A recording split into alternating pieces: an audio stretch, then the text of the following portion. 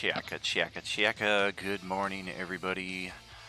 Welcome back. Happy Sunday to you. Thank you for joining us here today at Roleplaying Unlimited, where we continue Sunday Group 1's adventure, The Redhold, our 10th session.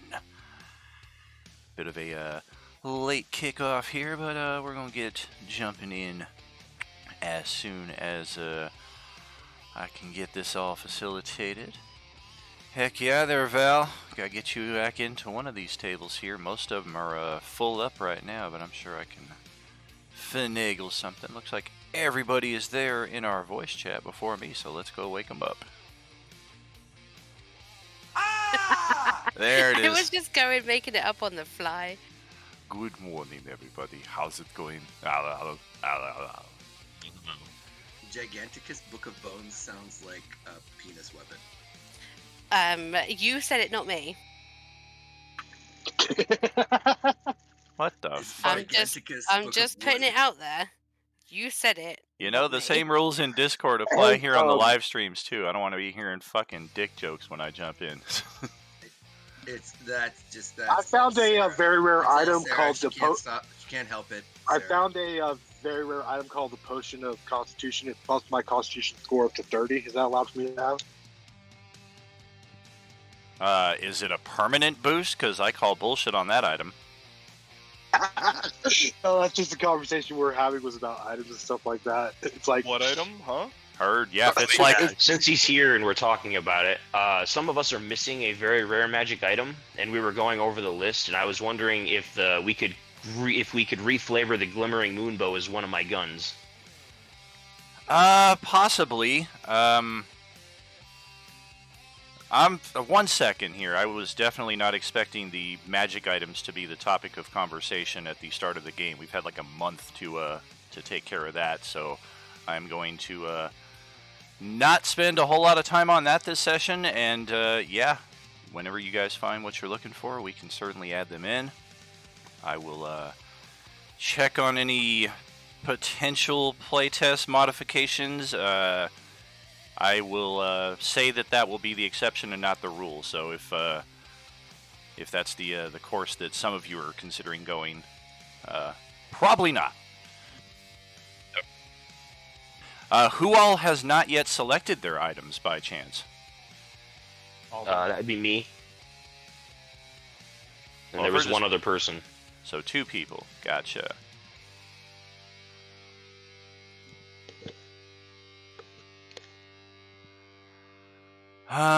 Mind you... Oh, sorry. Oh, go ahead. I was just about to say, mind you, any +3 weapon is also considered a very rare magical item. I do apologize. I was not aware that I had got to pick an item like this whole time. No problem. Yeah, I mean... isn't very rare. +3 is legendary.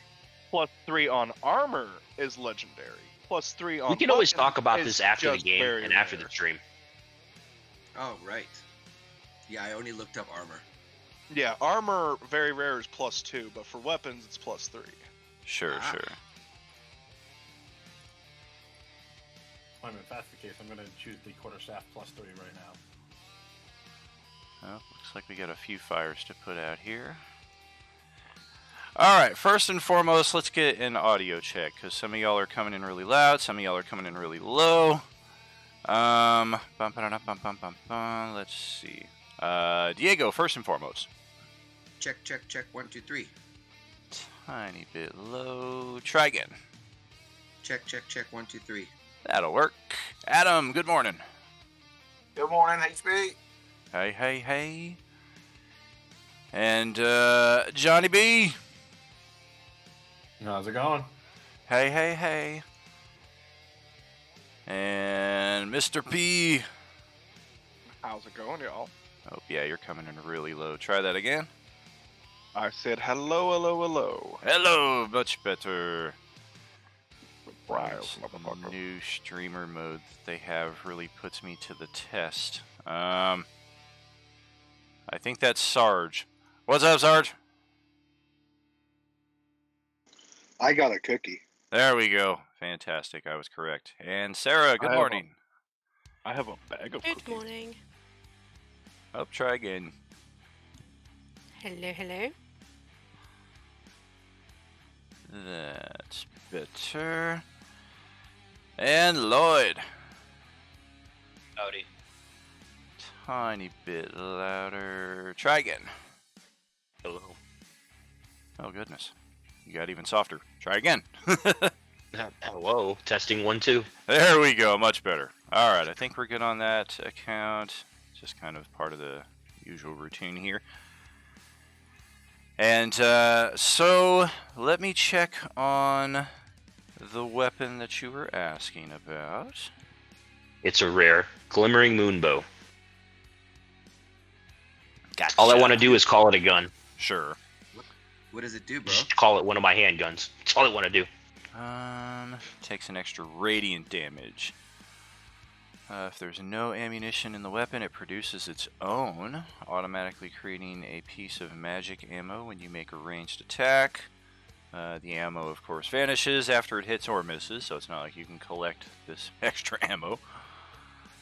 You can use a bonus action to enter a semi-incorporeal state until the start of your next turn. While semi-incorporeal, you have resistance to standard physical damage. Once this bonus action is used, cannot be used till the next dawn. Huh. Oh, it's a new item from the Book of Many Things. No wonder I am not familiar with it. I think that's fair enough. So yeah, you'll probably have to do some mechanical chicanery on the Roll20 sheet there, but that should work out just fine. And then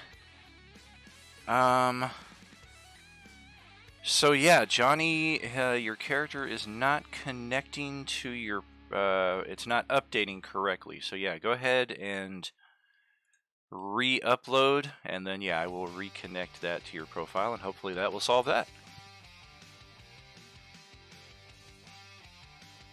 Alright, he should be moved. Oh, I see it. Is Miradish not playing today? She is under the weather. She's going to take today off. Oh, it's too bad. Feel better soon. Okay, so we got that linked up. I'll need to relink your token as well. Come on.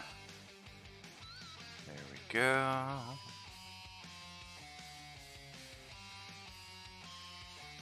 Once upon a time, I had a bunny wabbit.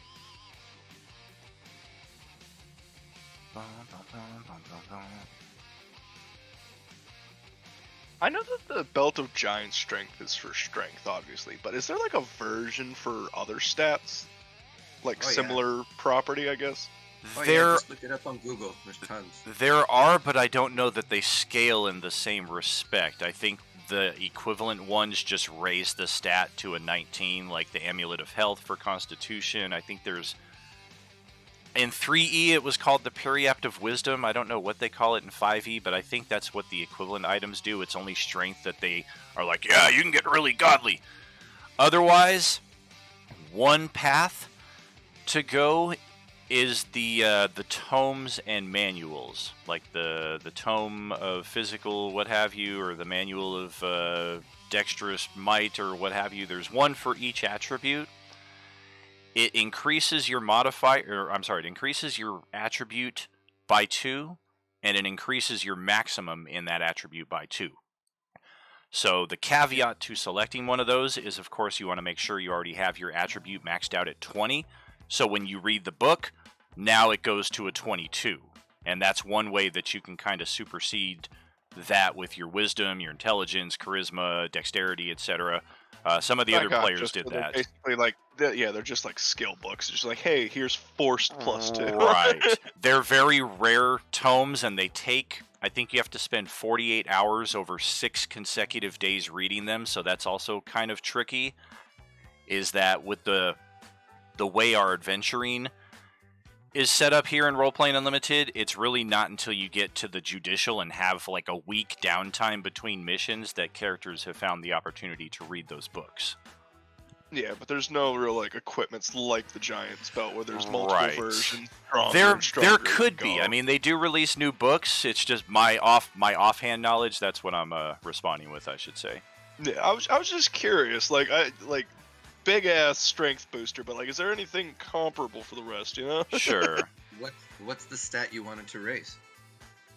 I was just curious to like if because I'm running a fighter barbarian, I'm straight strength. I was just wondering if like I set up a rogue, if there's a version for like dex or wizard, whatever, whatnot, you know. Yeah. I know 5e has done their best to try to restrict the ways you can increase dexterity because it's often considered the super stat because it can be used for attack, Yeah, for once you get- damage, for saving throws, for your armor class, for half of the skills on the skill tree. Like it's arguably the best of the 6 attributes.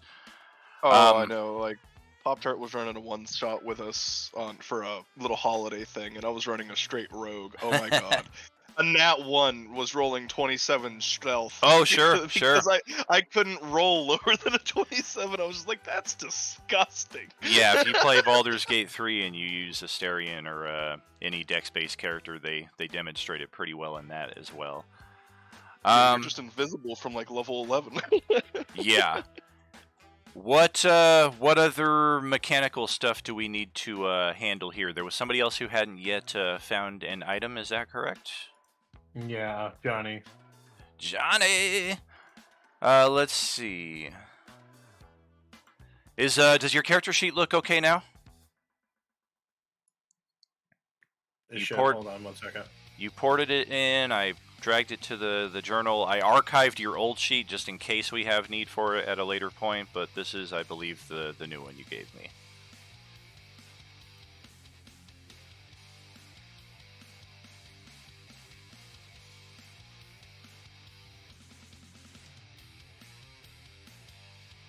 Oh yeah, monks can be a little tricky with their magic items as well.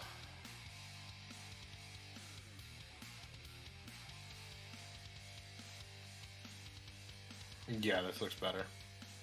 Cool. Oh, was it you that said you were going to take the +3 quarterstaff? Yes, it is. Gotcha. So, are you familiar with how to drag drop that onto your sheet? Is that what you were waiting for, just to get a correct sheet? So it's weird on this one. It won't let me drag and drop on the in-game sheet. No worries. That just means I will drag one to your sheet. And... whoa! Somehow it added 2 of them. I have 4 now. Yeah, it'll have a stat for the one-handed and the two-handed. And it looks like it doubled up on that. Somehow it also added a fireball to your character sheet? No, I added that so when the necklace of fireballs, because it does Bitchin'. fireball damage. Nice. And then once those are gone, I'll just delete that. Sure. Okay, so yeah, you should be good, and technically you still have a +1 quarterstaff, so you're like Donatello, you got your reserve staff, just in case it's needed. But otherwise, you should be good on that front. Is there anything else mechanically that we needed to do? I know Lloyd had some level upping to do, but we don't necessarily need to wait on that. I'm done with that. That's done. Excellent!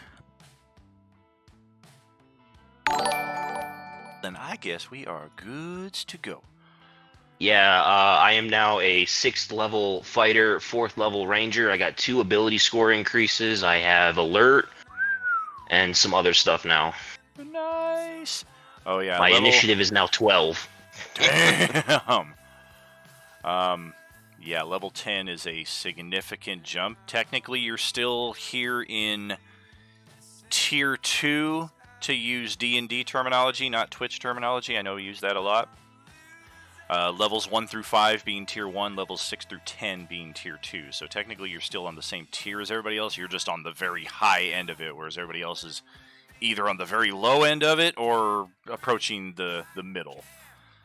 Very lucky card draw. Oh, very much so. You had I think there's 12 cards possibly that are 11 good cards that you can draw from, and nobody's drawn that one yet. We've had a lot of Throne and Knights though. Can't explain that. I have, I think I still have another card to take. I can see it on my sheet. Yeah, I see was a wondering 2. about those I cards see a myself, 2 and a 1. actually. So I guess I do we have to select a card for every character? It's one per player, and then you assign it to which character. The cards that are on your sheet are above my profile. One of them, two of them are the Jokers from the standard playing deck. I was anticipating that G3 would have gotten to the casino last time around, so I prepared the standard deck just for that eventuality. And the one deck of many things card that I'm holding on to is the Sun card that Lloyd drew, just so I remember to add it to my notes for later on. Got it. And the boon cards, that is correct. That is what I forgot to do. So I need to check through these. I need to Popo had 1d4 turns, no damage. I need to enable it to where I can choose a card, otherwise it's all random. Here we go. One, a D4. Where the fuck is that one? You have advantage on rounds, you have resistance. Ignore all damage dealt to you for 1d4 rounds. Yep, that's the one I had. Bop, bop. Okay, what else did we have? I know not everybody had one of these, so if you're confused, that's why. I had my next weapon attack destroys my opponent's armor. Oh, yeah, that one. Yeah, and A some proper of barbarian thing to have. some of these boons, because they're I don't even know how to explain it. They're not necessarily mechanically sound, so sometimes there are fine print to them that are not counted in there, i.e., throwing that card at a artifact suit of armor is not an automatic middle finger. It's a okay, the armor gets a saving throw kind of thing. So use them with some modicum of common sense.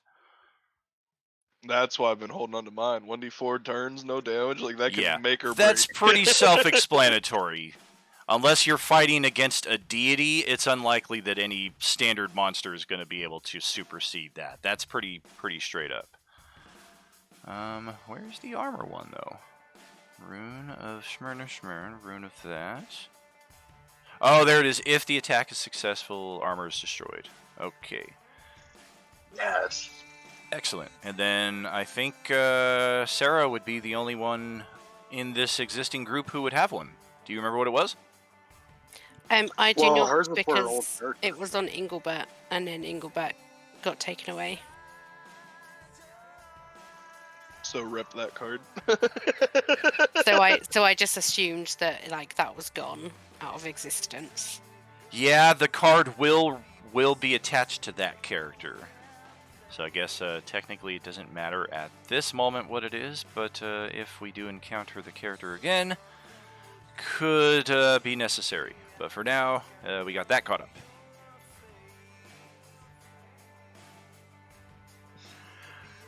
Alrighty, so our existing setup here in the Redhold, let's get everybody over to that. Whoop. Right here. Oh, it's loading.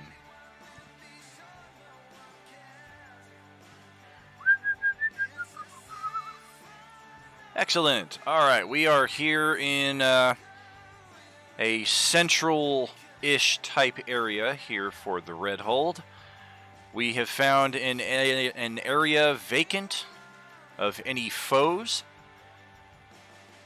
We have found 2 tomes, one written in Dwarvish, one written in Infernal, sitting atop these pedestals on the north and the south sides of the chamber.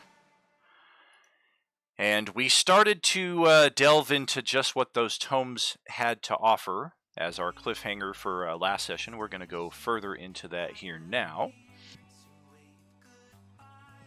Meanwhile, one of our party, Ansel, had kind of wandered off and found a number of locked doors so far along this corridor, one on each side, before finally... I think did you blast a lock open, or how did you get through this third one? There was some method you used to get through it. I don't remember. I'm gonna be honest. Yeah, I'm not exactly... I think he was exploring it and it was trapped and it blew up. It tragically blew up?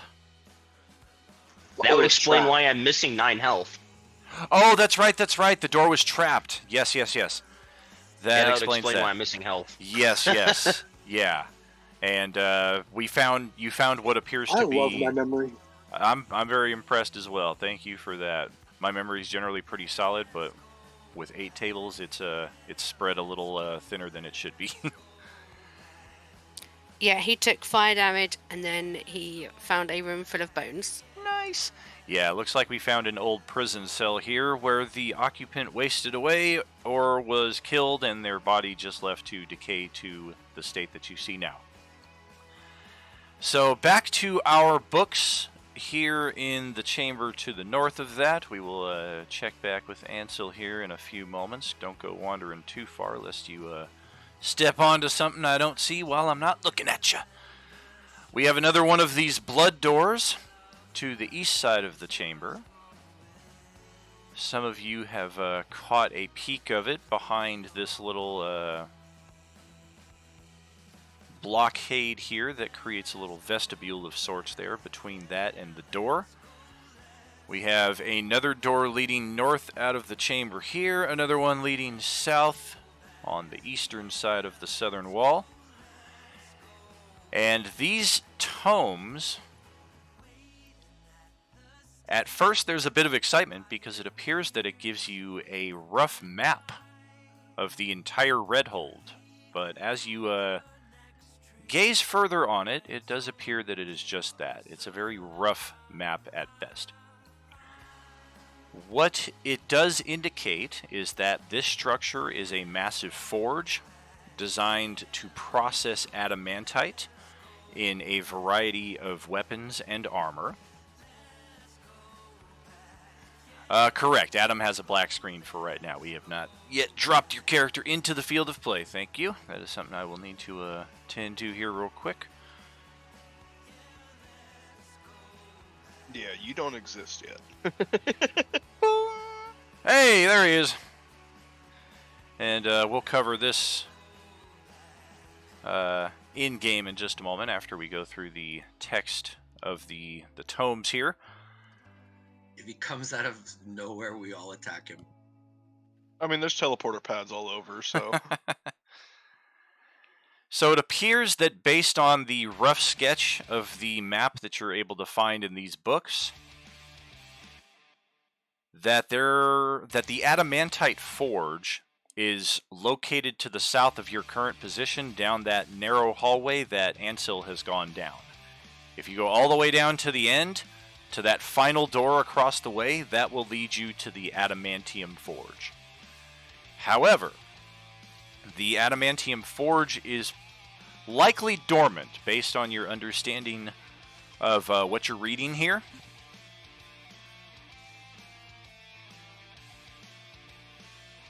Were it active, the entire facility would be humming and vibrating in a fashion that's indicative of your characters being inside some giant machine. So the way to activate the forge, there are 3 rubies that have been specifically enchanted to work with this forge, and they are secretly ensconced in the facility somewhere. One of them is in the eastern wing. I am not pinging the exact location of the gem, of course, but one of them is located in the eastern wing, somewhere approximately over here, based on your understanding of the map. Another is located in the northeastern wing, somewhere way up here. And another is located in the far northwestern wing, all the way up here.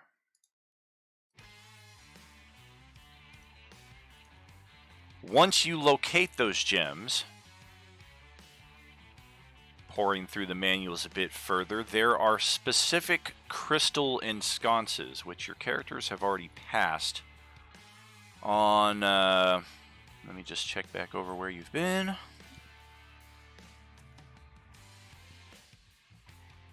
So it looks like there's only one that you have come across so far, or one pair of them, and that would be all the way back in your starting area. Explorer mode should be turned on. For those of you who have been in this dungeon since the beginning, you should see the grayed out remains of that room and the 2 crystal pillars that are there. There are... I only see the previous room that we were just in. Oh, it's not bringing you all the way back to there? I'm only seeing the big room that we were just going through. Well, if we come across another one, I will point it out. There are numerous of these throughout the facility. Some of them are specifically linked to these rubies that you are likely interested in locating. And when you find the rubies, once placed into the crystal ensconces, or the crystal sconces, that will then activate the... it'll kickstart the forge. The final step to activating the forge is locating the topaz. There is a massive topaz that has likewise been enchanted and needs to be placed in the crystal ensconcement, or the crystal sconce, in the primary forge area to the south over here, just beyond that door where your characters are kind of close to right now. So, 4 gems, 3 of them rubies, 1 of them a topaz. You have the general idea where 3 of them are. The books do not mention anything about the location of the 4th one. So that will likely remain a mystery until such a time if and when it is located. Otherwise, we have some ideas of what the purpose of this place is and where we may wish to explore next. And as we are finishing that up, yes indeed, a character teleports in to the field of play. And this is where, for those of you who have read the Coalescence, I know it is a massive read, but it is our summary, more or less, of our combined adventures over the last year. Even if the only thing you did was read over the highlights of the things you're personally involved with, that is huge, because that's immersion in game, and that will allow you to keep in character that much better. If you read through the Coalescence, you will note that at one point during G1's travels over the moon of Vasilia, before we made it here to the Redhold itself, some of your characters came into contact with representatives of the Judicial and TAC X. Reeve in particular, as I recall. Other characters, it's really just a matter of choice whether your characters are linked to the TAC X force or not. There is promise of missions and adventure with great pay and great benefits and great training. For the time being, because your group is already kind of on something of its own, they've kind of just signed Reeve up as a recruit, and if and when such a time comes that he wants to actually take a journey to the ship, they can facilitate that for him. And in the same respect, because some in your group have joined the TAC X, you are also the beneficiary of recruitments on their behalf from time to time. And while Zero may be wearing whatever Adam decides for the character, he does have a insignia, a badge, or something in that respect that identifies him as a member of TAC X. So his appearance here, while startling, is also easily explained. So Ansel's going to be double confused because he doesn't know what TAC X is because he wasn't here for that. And then... TAC X is the special part of the Judiciary Committee that I get that now after he explained it, but I wasn't physically here for it. Technically, So nobody was. Ansel isn't going to know. Okay. Yeah, it was kind of something that I meant to do while we were still in town, and then we progressed far enough away, and then a detail came up that was like, oh crap, we needed to do that. So it was kind of like, does anybody want to join? Yeah, okay, you're part of it. So if and when such time comes that, based on what you're hearing from other members in the group, that yes, you do want to join up, fantastic. If you still want to wait to find some in-game presentation of it, that's valid as well. Just point being that it's on the table.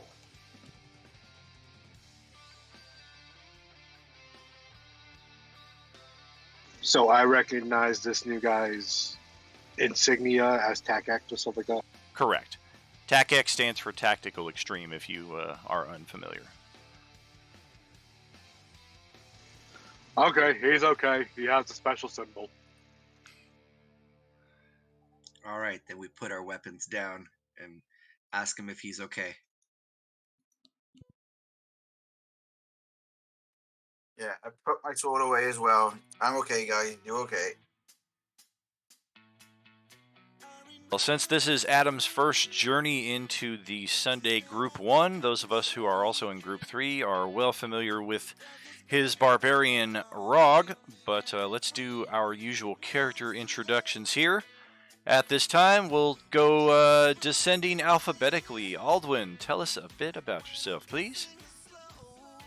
I am a gray Harangon who likes things that are a bit eerie and deathward.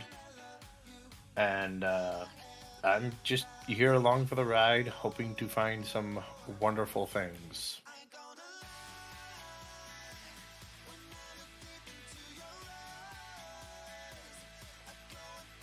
And up next on his own, Zero does not currently see him, but he is just around the corner. Ansel! I am a human gunslinging fighter ranger. Ansel's actually pretty new to the group, so there's not a lot known about him at the moment. So, yeah. And up next, oops, I clicked on the wrong one. It would be Belial. So I am the ginormous turtle that just kind of likes to practice my necromancy. And I now have a giant bag of holding to keep all my skeletons in, so I can just, pluck them out when I need them. But yeah, they again, Belial was kind of new since Engelbert had got taken away. So yeah, she's just known as like the 400-pound turtle with bones. And I think her and Ansel are missing a valuable opportunity to be having some smoke sessions together, as both of their characters are having some kind of smokage in their picture. And just a brief second here. Hello. I know Sarah is still pretty new to D&D, so I'm not sure if you're familiar with this, but have a read through that massive block of text. Oh, fantastic. I didn't copy the name of the item. It's called a portable hole.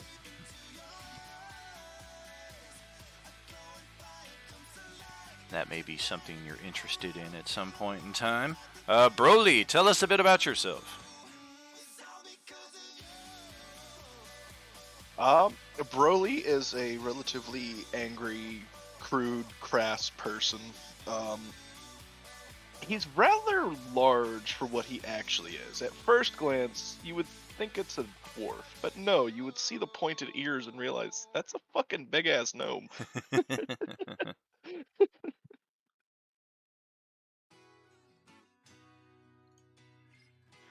Yeah, he likes to smash things. He's in it for the money, and he's not really here to make friends, but he plays nice while he has to. Sometimes. And Enzo. All right, Enzo is a fighter wizard, and he's like a proud, hardworking soldier, Boy Scout type guy. And he believes in protecting others and helping the less fortunate, and he never leaves anyone behind, and even if that means laying down his life for someone else.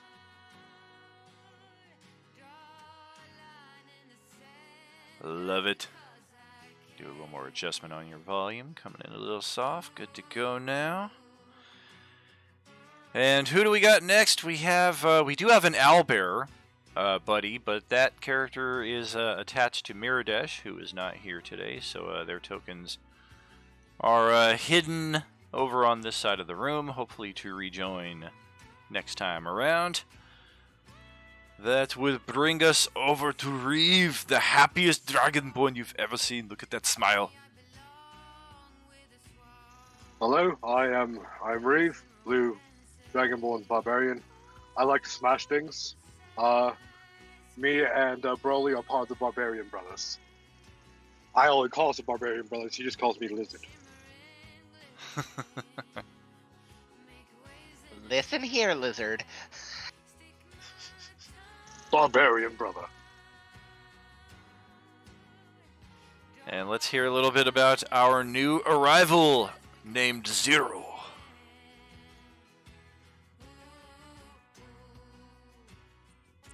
Well, Zero was kicked out of his family for killing his father, who he thought was another samurai to fight.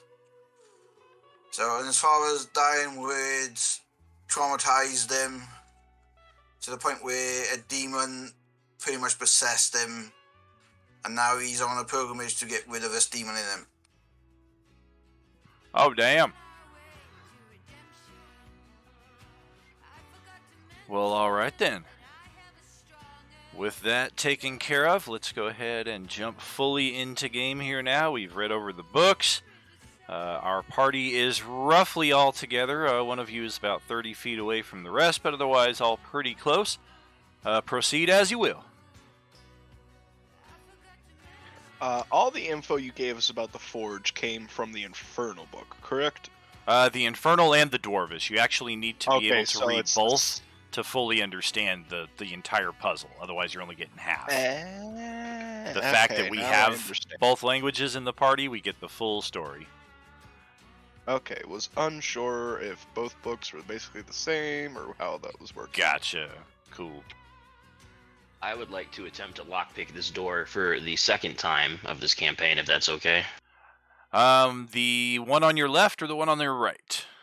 The one on my left, I'm clicking on it. Does it show you? It does not. Alright. But yeah, the one on my ahead. left. Go ahead, roll it up. Zero says he has a black screen again. He has a black screen again. That's a better roll. What the hell, Bobby? Try a reload there, Adam. Do you have Thieves' Tools on your character sheet? It should actually be its own proficiency. It's probably likely the same exact roll. Oh, my bad. I do have Thieves' Tool. I have a +9 to that. Oh, okay. So yeah, it would actually be 4 higher than what you rolled there. Better. Much better. 27. You still rolled the same? Hey! I did. We're going to go with a 27, because 25 is... Or no, 20 is what you need, so you're good in either case. The door is unlocked. Click. Alright, let's go find Ansel. Inch it open. All right. And yeah, there are some dudes in there with ready to actions, as I recall from last game. Oh, shit! Yep, they heard the explodo in the hallway there, and they are ready to do something to you. Oh, hey, good sir. Unfortunately for them... You're invisible? No. Aw. Hey, fantastic. So they do not... Well, it's not actually a surprise. It's a ready to action. Then wouldn't that doesn't just jump us straight into initiative? It does not. Oh, okay. If there was an element of surprise, then it's kind of yes, but also kind of no. Ready to action is its own kind of bag of worms. All right. Let's see here. Don't gain Yeah, advantage on surprise attack is more rolls. if they like ambushed us, if they're like lying in wait and then jumped out as an attack. Well, at the very minimum, they shouldn't have advantage on any attacking. So. Very true. Yeah, I don't think that they would have either way, but it is good to note that even if they're invisible or something in that respect, that they would not have advantage. Okay, so no. I Yes. was really looking forward to the short rest. Took a whole short rest already, didn't we? You did. Yeah, I we want were to take very- another one. But Why? Attune to our new items. Otherwise, we can't use them. Yeah, that's true. If the new items you got are attunement specific, you have them but are not attuned to them just yet. That's also one of the asterisks of the whole thing. And what if the weapon doesn't say anything about attunement? Then good to go. Sweet. Yeah, weapons you're maybe like 50-50 as far as will it require attunement, will it not? But yeah, it'll specifically say it on there if it is. My ready to action is going to require... Fantastic. I found it right off the get-go. When the battle is over, maybe we should stop and attune to our items, guys. I mean, we could have done it before, but somebody. Hey, I didn't realize there were people behind this door. My bad. Alright, something's stupid going on here with his character sheet. It likely unlinked him from it for some reason.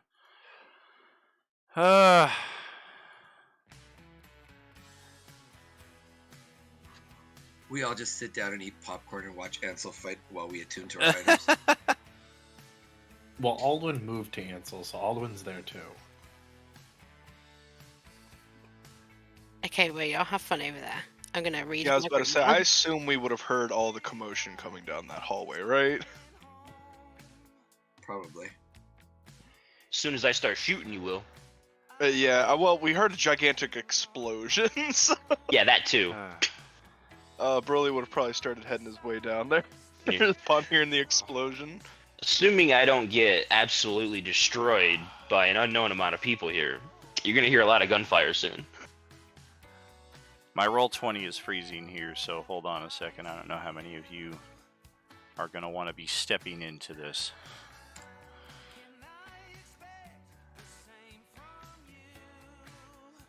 Alrighty.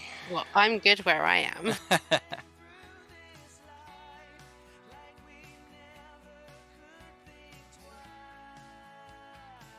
I'm just looking at my new items and petting them like you'll be mine soon.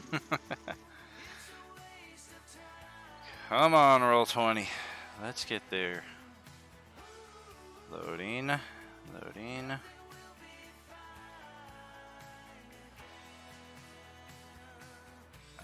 Do you got a technical difficulties thing you can use on Twitch?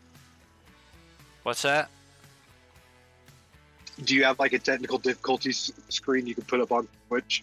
Like da da da da da. You know? That would be ideal. The old school fucking, what was that? Monty Python technical difficulties music starts Yeah. playing. I used to just go to BRB when that would happen. Alright, so that's what we're doing. Hello, Evard's Black Tentacles. And as a 20-foot square, that will encompass that entire section of the hallway. The borders of it are pretty clearly defined by that shadowy square that you will see there. And the description of the spell, as we can see, they are difficult terrain when you enter it, or if you are starting your turn there. It is a dexterity saving throw, or you take damage and be restrained until the spell ends. If you start your turn in the area and you're already restrained, you take an additional 3d6 bludgeoning. If you are restrained, you can spend your action to make a strength or dexterity check, your choice, against the spell save DC. On a success, it frees itself. The spell save DC is higher than a 0. Not sure why that is showing. But that is effectively what they are doing with their ready to action, is just fluster-cucking the hall right there. And now we are going to get an initiative roll for everybody, and then hopefully things work themselves out. 1 second. I'm pretty sure the API is going to be down here like it is for the weeknight games, but we'll see. I also fixed my initiative roll. Excellent. Yes, it appears that the initiative API is broken once again. So instead of doing that, well, everybody go ahead and click your Oh, geez, what's happening here? I gotta click it twice. If you have advantage, there is a toggle you can initiate in the gear section I tagged everybody on, so there should be no further need of me rolling it and then somebody saying I need to roll it again. Or, in these cases, anybody needing to roll twice. Okay, I'm not sure. I barely have a laptop.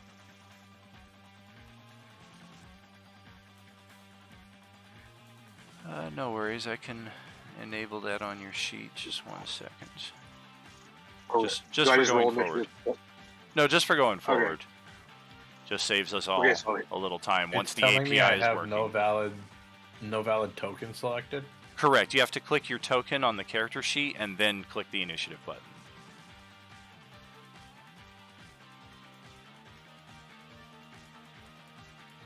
Oh goodness. Yeah, the higher level and more equipment these characters get, the harder it is for me to open up these character sheets, unfortunately. Okay, well, just let me know when I roll again, I guess, because I rolled once. You got that. Add text there. Custom. Oh, it looks like it's already enabled on your character sheet. Initiative style advantage. Yep. Okay.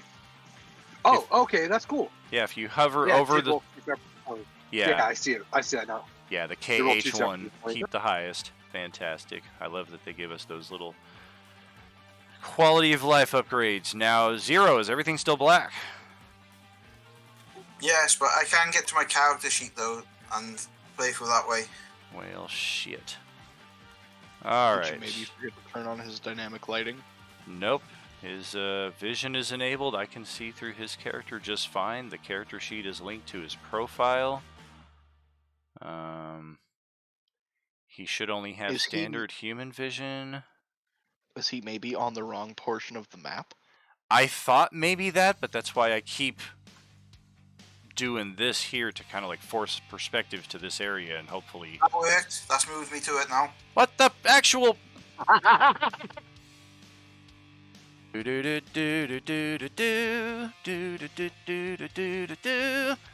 Alright. Goodness gracious. Alright. 31 on initiative. Alright, well, I'm gonna roll Look at initiative. it. Look at it. Smell it. Enjoy it. I don't wanna. What'd you do? Roll a natural 20? I think you rolled a 3. 3. I rolled a 19. Well, it's good to know that's near the max.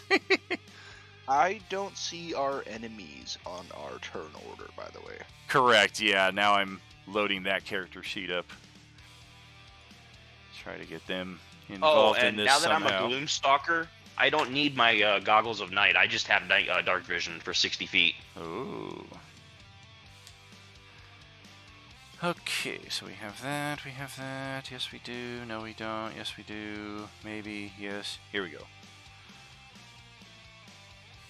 With the goggles of night, you now have 120 feet of night vision, by the way. Excellent. I wasn't sure that stacked with like that. Yeah, goggles of night does stack. Well, never mind. I am wearing them.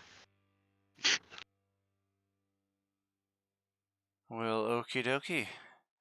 Alright, double check. 1, 2, 3, 4, 5, 6, 7 characters and 1 section of monsters. Ansel is up first in the initiative, and first and foremost, it is a dexterity saving throw. Alrighty. DC is 17. Oh, that's bad. Oh, yeah. Well short of the mark on that one.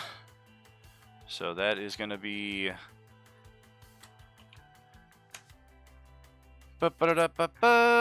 Loading. 8 bludgeoning damage. And you are restrained. Otherwise, your turn is your own. Alright. I can still see them from where I'm at, right? Oh, yeah.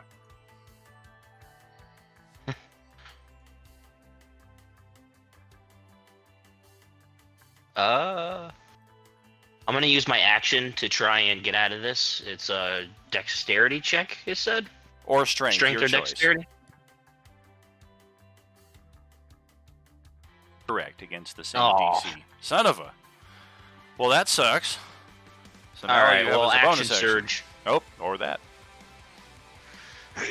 I'm going to target this guy. Alrighty. Kapow! Ski. Moon revolver. Shoot the moon! Well, yeah, that'll hit pretty much anything. And then I'm going to dump a maneuver into it, a superiority die. I'm going to trip him. Oh. Strength. I'm adding a save. 1d8 to this damage. Okay. And the DC is 16. Okie dokie. No, it's 18. I'm sorry, I lied. What? If you're gonna lie, go down with the number. Don't increase it. Shit. I need some good news, bro. Hey, they looked pretty ripped, like the 1990s version of the Star Wars action figures, where even like Luke Skywalker was like freaking rocking some biceps and triceps. That was the He-Man era where Yeah, it everybody was. was super ripped. Damn! 21. Fuck your trip attack. All right. Goodness. Second attack. Okie dokie. Wow. 19 will also hit. You've hit it twice now. We can establish that its armor class is an amazing. I'll make sure these match up. Sometimes they don't. Oh my goodness. That was my second attack, and Gloomstalker gets a third attack on first round. Dread Ambusher. No, not that one. Where is it? It looks like it is. That's the one. You The make second- an additional Oh, is it the weapon one? attack. It's like the It's there. second sentence of the second paragraph. Okay. At the start of your first turn of each combat, you get a little extra walking speed. Doesn't help here. If you take the attack, you can make one additional weapon attack. If it hits, it also takes extra damage.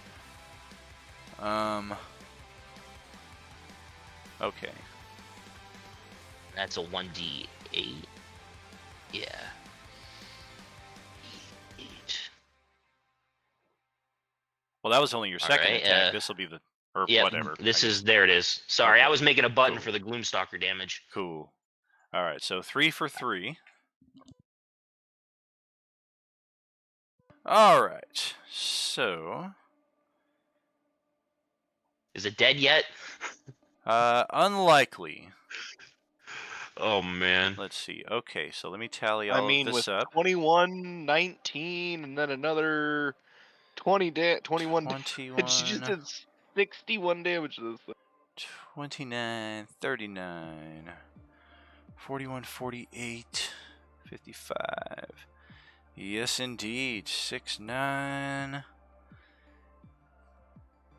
No resistance to... Wait a minute.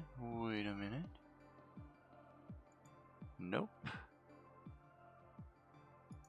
Okay. Well, that's what it's got left. And then offhand. All right.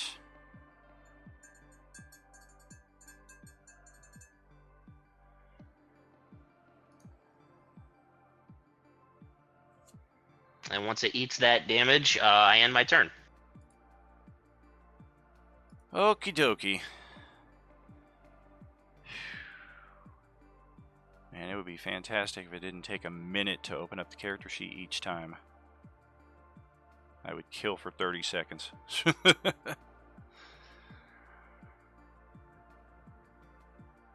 If you just double click the header of it, it turns it into a ghost tab. There we go. It does, but then everything just gets slowed up even more the more I have things open. Okay, so we're good on that. All right, so that is your offhand revolver, which is just an ordinary weapon, correct? Correct. All right, so it does have Really resistance pretty against on it. that. So it'll take 2 and 8 for a total of 10 points of damage off of that. Awesome. And it's still And up. I can't move. Correct. Yeah, and this is definitely some kind of mummified undead, now that you're getting a closer look at it. And that will pass the turn order over to Reeve, right on the outside of this tentacle effect. Do you step into it? You also have your Sarah, it friends looks blocking like the we'd make hallway. A cute pet for you. Cute pet for Sarah.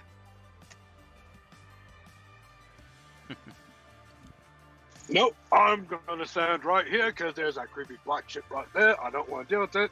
He's shooting off his gun 20 times in every turn. If something's over there, I'll have it come out here and I'll smash it and I'll hold my action. Yeah, I'll just make it come out of the room. It's gonna fucking listen to me. Get your ass out here. You can run away from it. Run away from it. And I make it chase physically you. can't. You see him like completely restrained by these tentacles. He can't even get out. Yeah, you just watched him get Will Yeah. Smith. As soon as he I opened the wanted to door, make Tentacle use just of that grabbed extra him and 10 feet yanked of him in. movement, but no. This is why I wanted a short rest, but no, I'm gonna go open the doors and look for stuff. You act like I knew there was people behind this damn door. Why didn't you wait? What do you think doors have behind them? Rooms. In a dungeon, you dumbass! All right, moving on. Is it possible to attack the tentacles? Or is that not a thing? It With is, spell but magic? there's no mechanical interaction based on the spell, so it would basically just be a lost cause. You cut, they grow back as quickly as you cut them, kind of.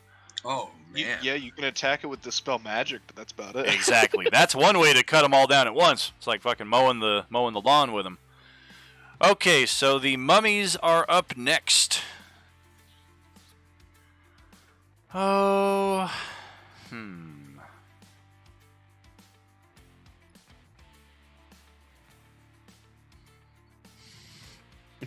I'm in danger.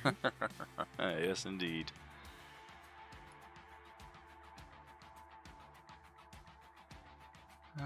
Nothing. One of them is going to throw up a confusion spell on Ansel. Concentration. Prompting a wisdom saving throw. Holy crap, it's a 10-foot radius sphere centered on him. Wow, I thought it was a single target. This is even better than they planned. So Alduin has to make this save too, then, huh? Oh, I think a few characters are. Let's get the circle. If it's 10 foot and it's centered on him, yeah, it's Alduin. Oh, that's weird.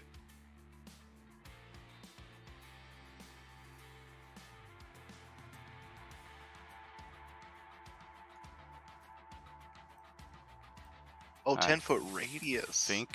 I think that's it. That's Oh, the same that's as a 20-foot fucking Yeah, circle. No. yeah, that's the same as a fireball. No. That's the same as a fireball. I got a -1 to my wisdom. Oh boy, yeah, 20-foot radius sphere. That is hitting everybody except for Zero and Belial. I doubt a 13 passes. It does not. We are looking at 17 for the DC. Yo, I gotta make a wisdom saving throw. Everybody except for Zero and Belial. Oh god. Wait. You should have let us attune. Wow. This is why we don't open doors unless we're together. I feel like you should be telling that to other people in this party, because we were split up not an hour ago, you fuckers. Belial. Alright, so Gaslight me. Each of you throw up some kind of icon on your token there. Let's try to make it uniform, so maybe one of the colors, not red or green. What's the next one? Purple, whatever. That's just blue. Blue, perfect. Everybody throw up a blue icon on your token there. That'll indicate confusilation. Oh, Enzo just died of confusion. Oh, fuck. At the start of your turn, you roll a d10 to determine what you do, and then at the end of your turn, you get another wisdom saving throw. On a success, the effect ends for that character. Alright. Great, now I have 2 effects to deal with. And shit, that's Sorry, only Daniel, one can of you them. put up the confusion spell again? Scroll up a tad bit there in the chat log. You'll see it right there. Ah, I see it. Scroll. Unfortunately for Reeve, me, Aldwin. Wait, does Artemis have to make a wisdom save too? I think it's each creature. Yep. How do I do a wisdom? Artemis How do I do a wisdom? should have his own character sheet. Just click the wisdom stat because he likely doesn't have proficiency in it.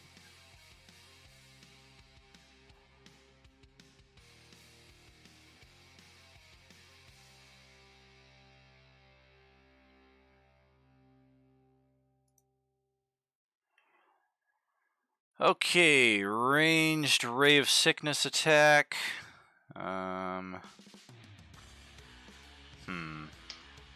Guess that's just a manual one since Nope, they didn't. You're give all him- fucked up too. Oh god. Okay, that's a 16 to hit Ansel. That's a miss. Miss, fantastic. Ray of Sickness, nothing doing. That will do it for their turns. We're just going to stay right there. Brings it over to Broly, who has a dexterity save against the tentacles. Okay. Alright, and that is a Oh, 11. 6 points short of the number. So now roll a Oh, it's supposed to be- d10 to see what your confusion behavior is.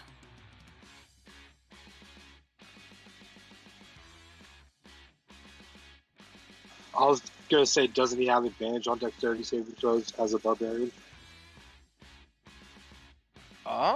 Let me check that actually. 2 through 6, the creature doesn't move or take actions this turn. Yeah, you would have dangerous sense at a second level. It gives you advantage on dexterity saving throws you can see. Does the 17 pass then? Correct. You are not Okay. affected by the tentacles this turn. But I still can't do anything. Correct. You have no movement or action to take, so you're still confused. You do get another wisdom save at the end of your turn, though.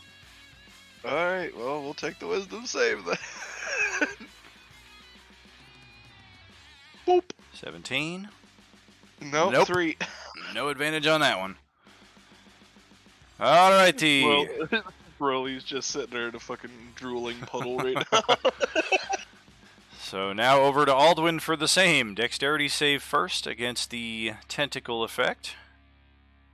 Oh! Very close, but no cigar. So, I'm gonna actually use my reaction to use lucky footwork. Oh. You can't use reactions if you're. Yeah, no, you or gotta did roll your or did you wisdom pass shit. Your, You gotta did you roll pass your confusion thing to see if you can even do that. True.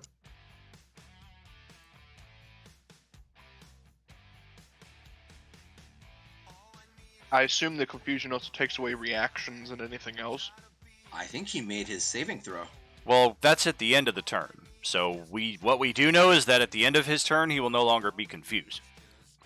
Post the thing that you were trying to use, though. I wanna take a look at that.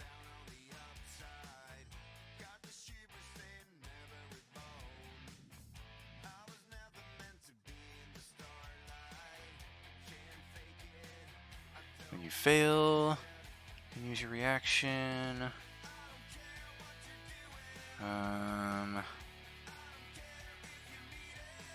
Okay. I mean, in the mechanical order of how I'm resolving things, we're resolving the tentacles before the confusion because of the order they were cast, so technically we don't know what your confusion effect will be right now, so you do have a reaction to use that. You can roll a d4, you need a 2 or better.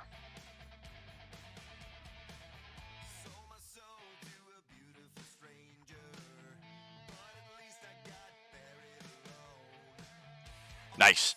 Alright, so no longer restrained. Now roll a d10 to see what your confusion effect is.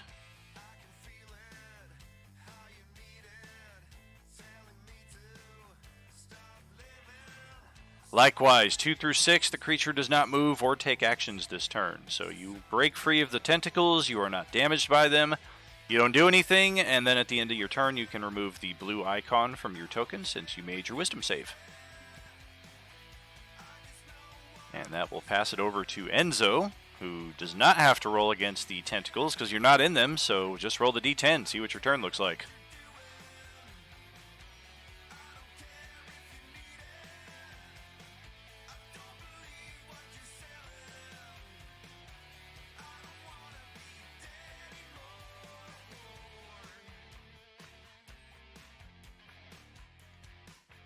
Having trouble rolling the d10. How dare you. Found it. Took forever to find it. They moved it all. Oh, I can't roll it. All the people's names are covering it. How the fuck? Wait, do I move it? what? Your little like quick menu's not in your top left? No, everybody's names are covering the numbers of the dice that popped out. Oh, well, you got the names in a weird spot.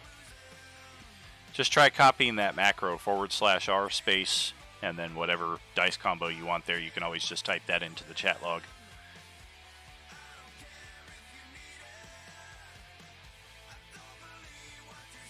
Oh, sorry, I forgot. I always forget those codes. No worries.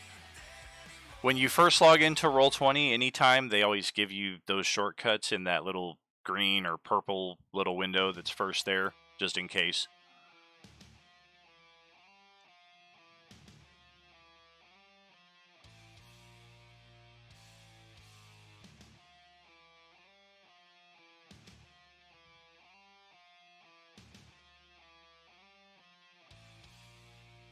Could you just do it for me, Daniel? I'm not, it's not working for me. I'm putting the macro and it's just saying unrecognized command. /r space Ah. 1d10. Gotcha. Well, with me Oh, rolling, I it's the same as the others. No fine. actions, no movement. You get a wisdom save at the end of the turn.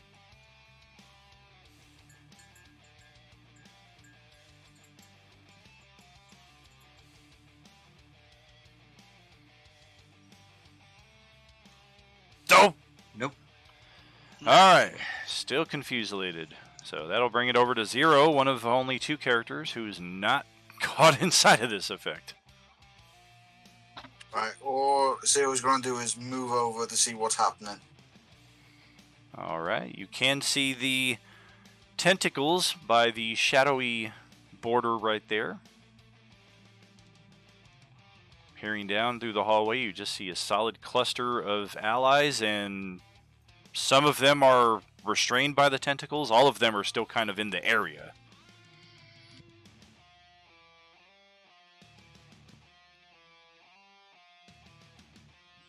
Yeah, that's all Zero's going to do is move and have a look down here, and that's it. Alright. And for Belial. Well, I'm not going near the tentacles. It's that's like everyone else's problem. So I'm just gonna kind of move somewhere, I guess.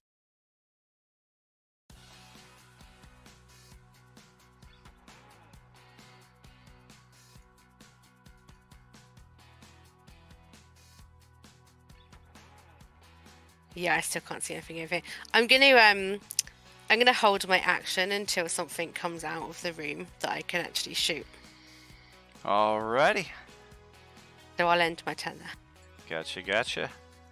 that will close our first round of combat here and send us to our halftime break here as well. Stretch your legs, get a refill on that coffee. We will see you in about 10 minutes or so, friends. Are you with us?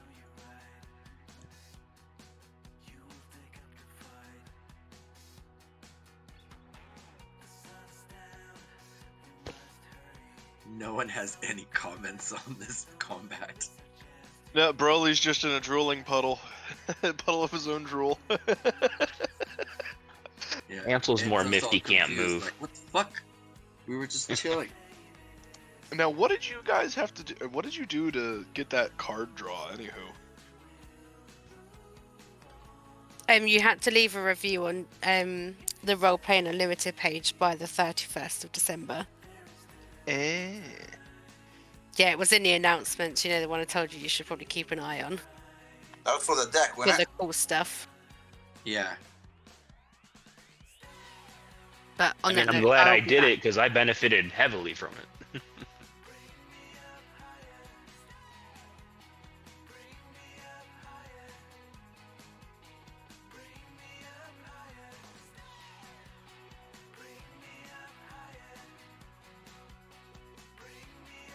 I'll eventually benefit from mine.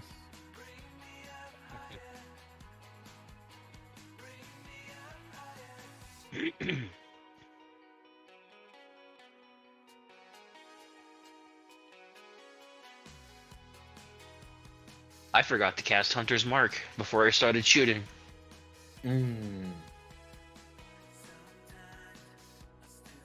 I wanted to cast Short Rest before we started moving. All right, you can stop beating that dead horse. It's still a little late. It makes us stronger. I know, but I'm Literally. sorry. Stronger. I'm sorry. Like, I'm still sitting here at 15 strength. I could have been at 25. And I'm the Me one too. being told not to touch doors.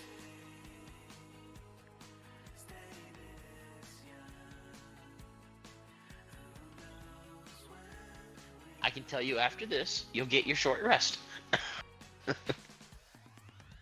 I see more doors. I mean, I can't can use promise any you, of Ansel those. isn't gonna go looking through these doors until you've had your short rest. I can't use any rages right now. I only got 2, and I gotta save them for anything big if that happens. Yeah, and Rages only reproc on a long rest anyway. Yeah, I can't help you there.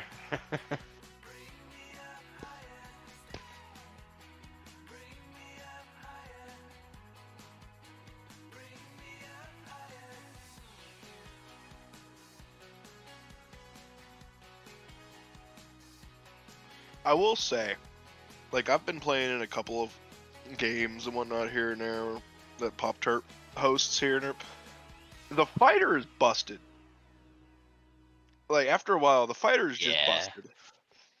Like, my fighter is a Goliath dual flail wielding fighter, right? And right now he's only 7th level, and if I play things right, I get 6 attacks in a fucking turn. It's disgusting.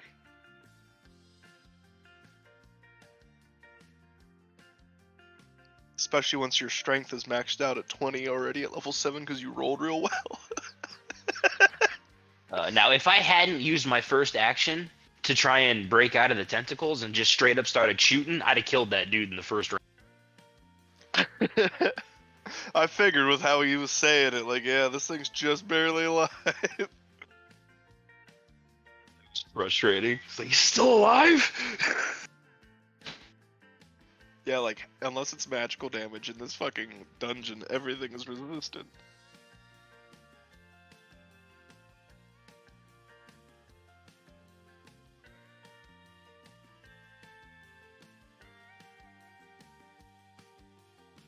Well, because I'm level 6, my unarmed strikes are now magical damage.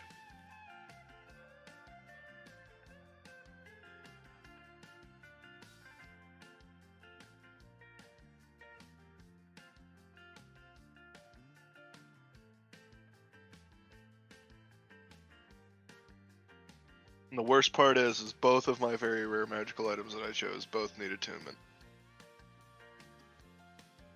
Ouch. I'm happy. An unexpected benefit of the moonbow. Don't need to attune. Yeah, my staff is good too.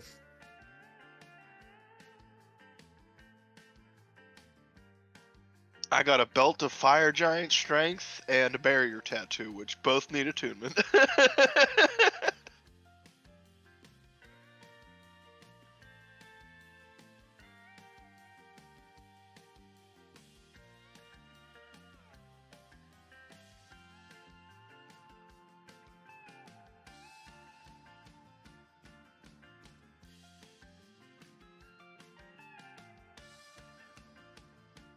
Maybe it's a good thing maybe it's a good thing I didn't attune, because if I have to strike one of you guys, it's going to be less damage.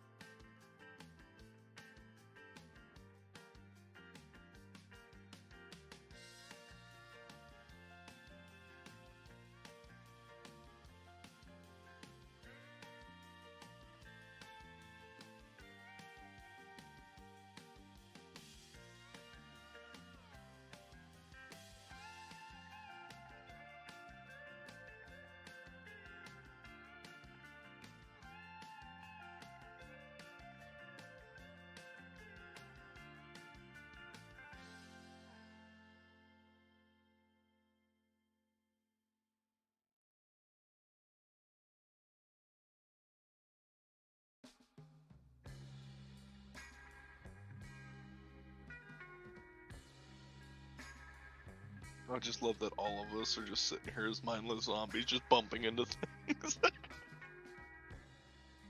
No, I broke free. I'm good. Fiddling around on my phone. Oh yeah, I never failed the confusion. I'm just restrained.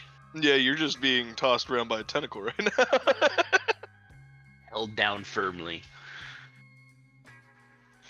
I still in my head imagined it as the fucking Will Smith from Men in Black. As soon as you open the door, tentacle gone.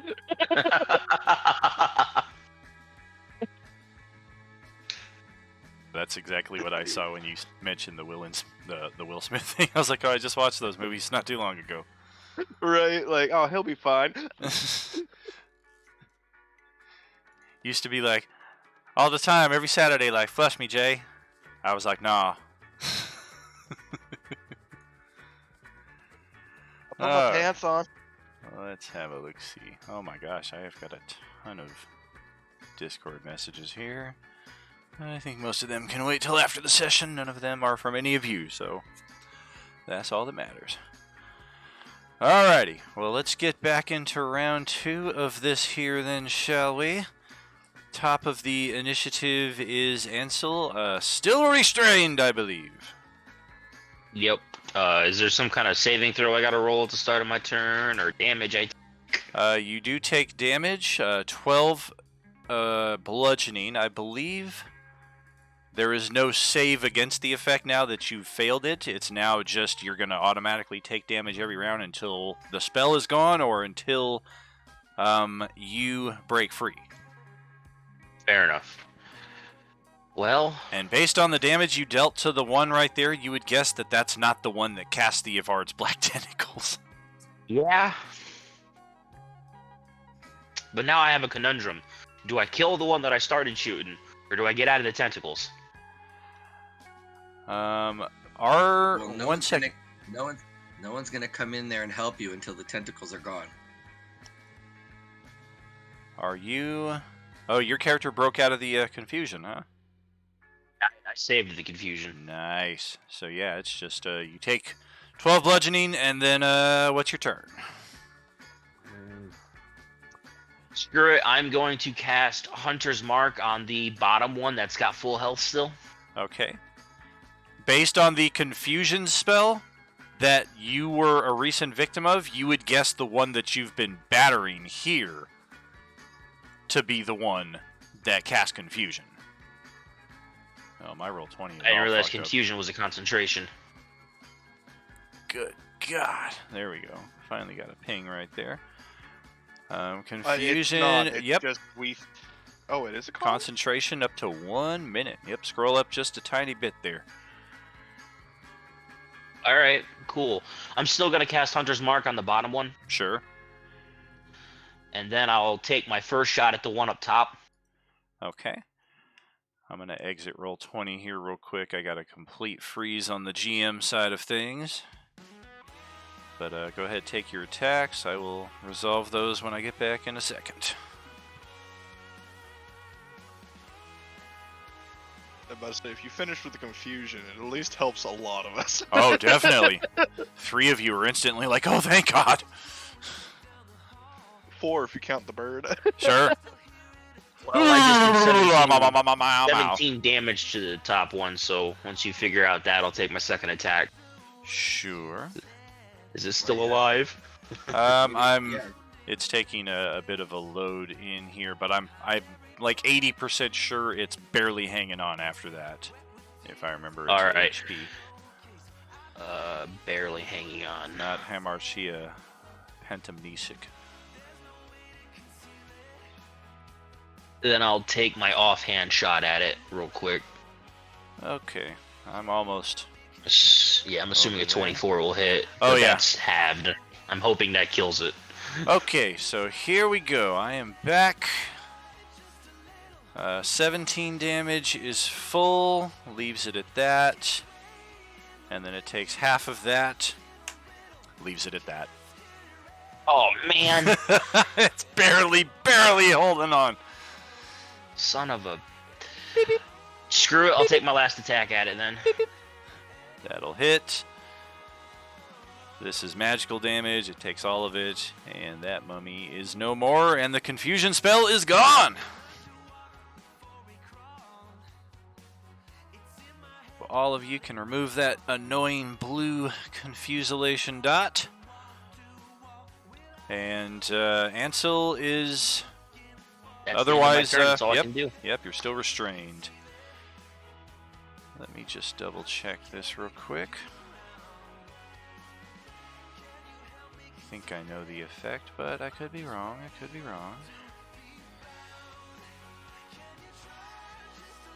I was wrong. We're not going to go back and do any of this, but good to know for any of you who are restrained. In addition to not being able to move, you have disadvantage on dex saves, and your attack rolls are at disadvantage, and attacks against you are at advantage. Reeve, you are no longer confused, so what you thinking?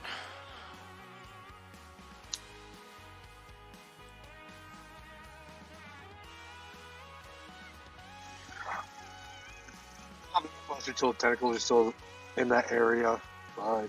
Yeah. Yeah, I'll just continue to hold my turn until something comes at me.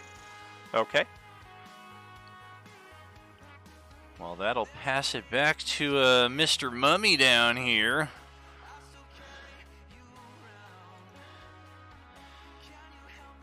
It's going to read another of these magical scrolls that encompasses, or that makes up its wrapping here, and cast another spell. You can get rid of the blue dot on your character, Reeve.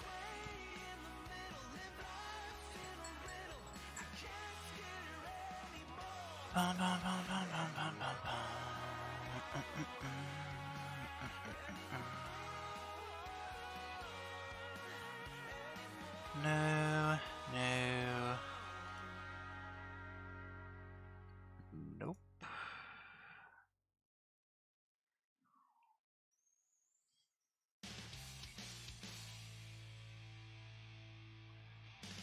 Yeah, I think it's going to just try another Ray of Sickness attack at Ansel there.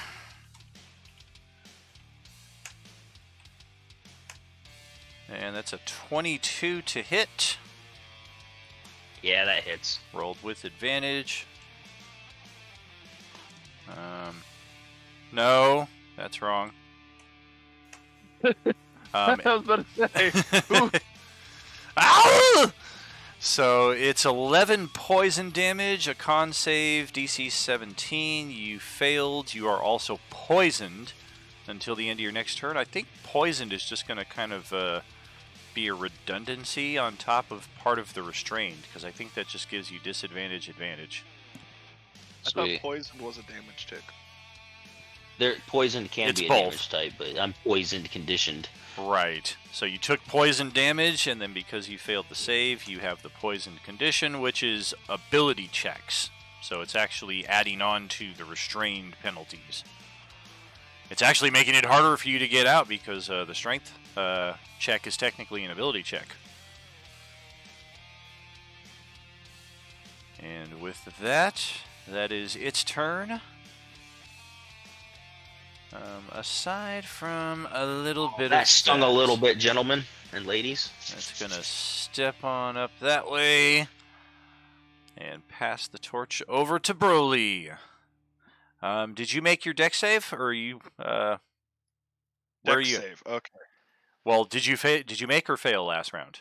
I passed the last one. Okay, but you didn't take a turn, so you're still there. So you need to make another deck save. Yeah. And it is Fuck. an 18. Oh, 18, fantastic. So you are my barbarian Yeah. thing gives me advantage on those. Yes, indeed. So you are good to proceed. You will not take any damage nor be restrained. It does still count as difficult terrain, but passing through your comrades does as well, so it's kind of just the same effect. Those two squares ahead of you count as 20 feet. Yeah, we're gonna boop into the room. All right. You're still in the effect right there.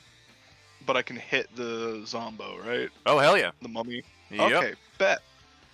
Right up in his face. Listen here, you fucking ugly undead bastard.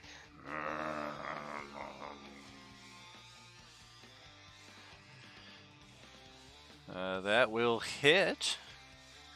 Not a whole lot of damage. 1 second, I gotta look through some of my stuff. It is magical, though, so it'll take all of it. Yeah, that's at least... I gotta check some stuff. Give me 1 second. Okie doke.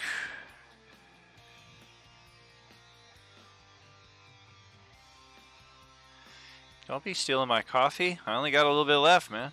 Look at this. This is like depressing. We're gonna I just barely extra see it. attack. Fucking power gamers with your extra attack and shit. Do you have like a reckless attack or something? Because a 10 will actually miss. Its armor class is a pathetic 12, but a 10 will still miss.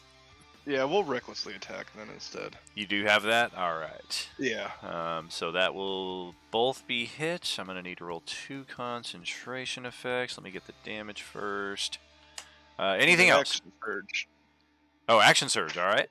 We're gonna action Hell surge. yeah. Keep on beating this motherfucker.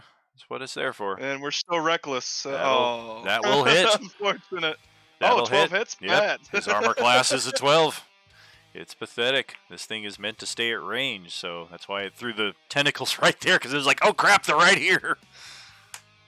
Yeah, that will be the end of Broly's turn. Just bashing the fuck out of this poor thing into a corner. Let's see. You did action surge, though, so you get your extra attack with the action surge. Oh, I didn't realize that happens as well. Oh, hell yeah. So if you have 2 attacks and you do an action surge, that's 2 more attacks. The only thing that you 15. wouldn't get is, like in Lloyd's case, how he does the offhand attack with his bonus action. Action surge doesn't give you another bonus action, so you would only be able to do that once in the round. 15 to hit for That's another good. 11. 11. Bop, bop, bop. Got it. All right. Concentration effects. Yep, and that'll be the end of my turn. It does have advantage on attacks against me. Oh, sure. Okay. And you're still in the effect, but avoiding those tentacles wrapping their ugly length around you there. Constitution 1. Good. 2. Good. 3. Ooh, that's close. Half the damage, whichever's higher. That's good. And the 4th one. Wow! Half the damage was ever. Yep, it just made it on all accounts. All right. So No. tentacles are still in effect, Right. but this thing did take 40 points of damage total from the looks of it. And that'll pass it over to Aldwin. I believe you also made your dexterity save, but because you're starting your turn in it again, you have to make another dexterity save. Oh, shit. Oh, yeah, I'm not moving. Not at all. You got schlooped Do you up. still have that reaction thing you can trigger again, or was that expended? I do. No, it's once per turn. Yeah, let's do it. Yeah, you need a 3 or better. That'll do it. Nice! So now as my bonus action, I'm going to use Rabbit Hop, which allows me to jump 15 feet.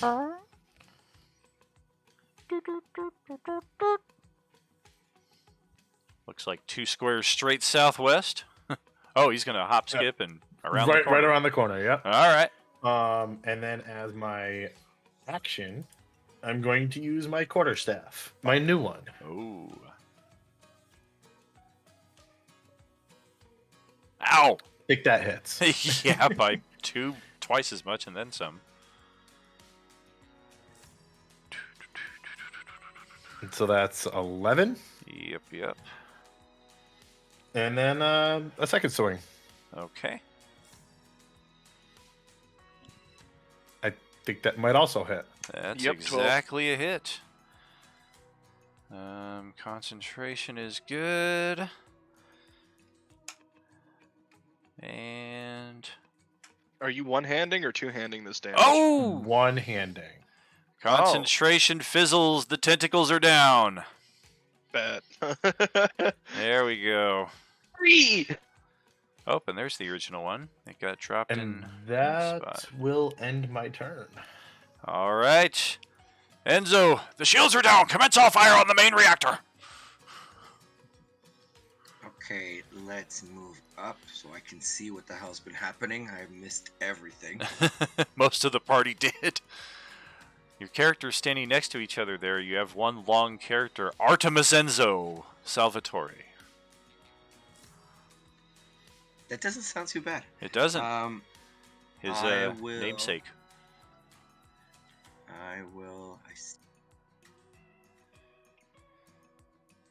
Yep, if you cut southwest through that doorway there, you'll be in the room where the action is going on. And then you should have just enough room to squeeze by there.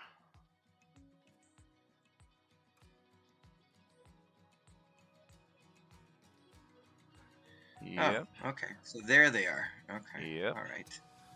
Just gotta I guess squeeze I- one more square so you're not cramming in the same spot as Yeah, your friend there. I'll move down a square. I was about to say, I'll move Broly down might a only take off half the dedicated area, but it doesn't mean you have to take his half that he's not taking.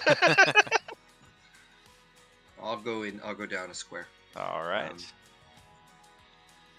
All right.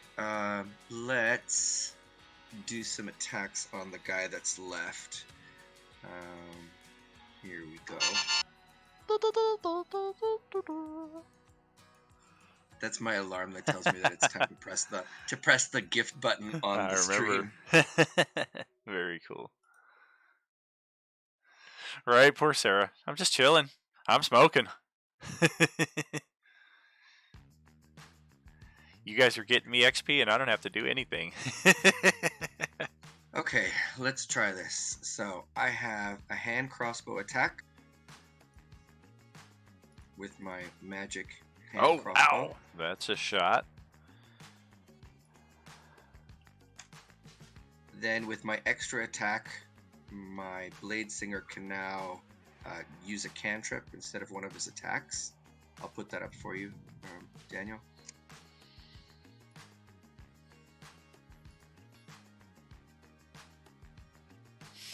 Nice.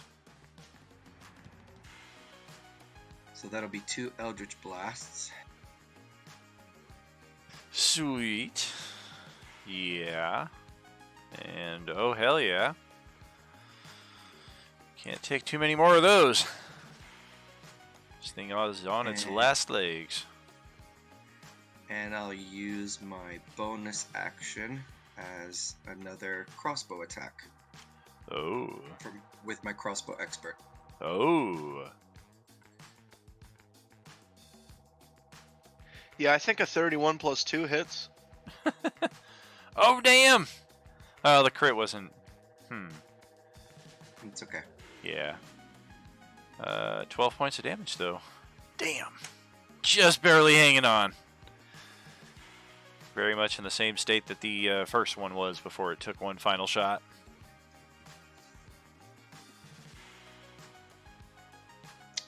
Alright, that's my movement, my action, my bonus action. Done. Alright, so over to 0. Tentacles are down. Now there's just a large cluster of characters shouting and screaming and fighting right in that tiny little spot.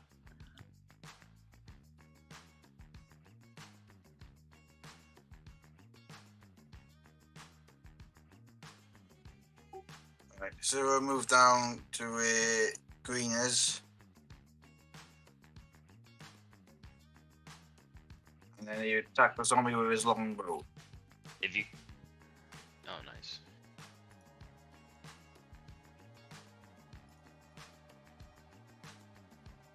Well, you are at disadvantage for occupying the same space as another character, and I do have a pretty hefty AC bonus for cover, but nevertheless, and I'm resistant to non-magical damage, but nevertheless, that shot gets through and kills the fucking thing. Badass. That will close out our initiative.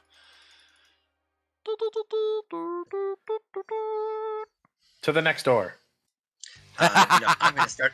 I'm gonna Short start rest. attuning to my magical items. I don't know about you guys. I'm gonna use my ability Second Wind real quick and regain the 8 hit points. Sure. And then I'm gonna go over to these guys All right. Yeah, and I want to start looting their corpses because they were using scrolls, right? Yes, they're indeed. wrapped in scrolls. But Yes, they were Yeah, the scrolls. I wanna loot. Yeah, Why can't I grab my character? Broly was about to do the same. There we go. I'm gonna go find Belial. Is it an investigation check to loot their bodies, or what are we doing? Just a declaration. I'll let you know what we got here in a second. Yep, Cool. Broly and Ansel will be looting as many scrolls off these mummies that we can. And also starting to attune to our stuff, so there's that. Arg. Can't type today.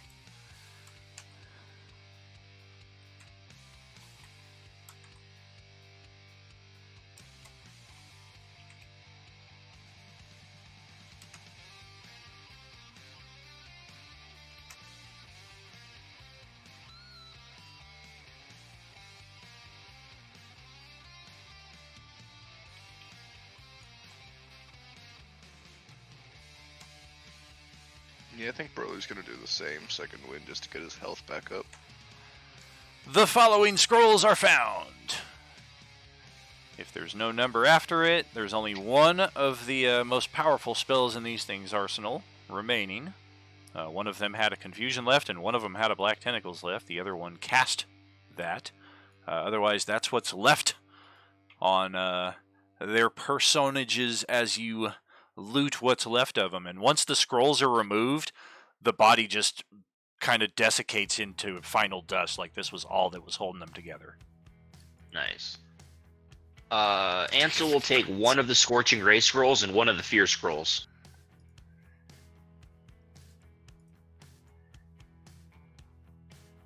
If that's all right. Yeah, if that's all you're taking, Broly would just put the rest into his bag of holding. Oh, if it's only being split between me and you, then yeah, I'll take one. We're the only two looting these things. So. Well, you guys are doing Alright. it right in front of me. It's not like I'm jerking off in the corner. Yeah, I mean, Broly, whichever ones Broly's finding are going straight into his bag of holding. Like, he knows the value of scrolls. He knows they're worth something. Then I'll take a Ray of Sickness, a Scorching Ray, and a Fear. I'll take those 3. All right. Good Diego, that's the play of the game right there.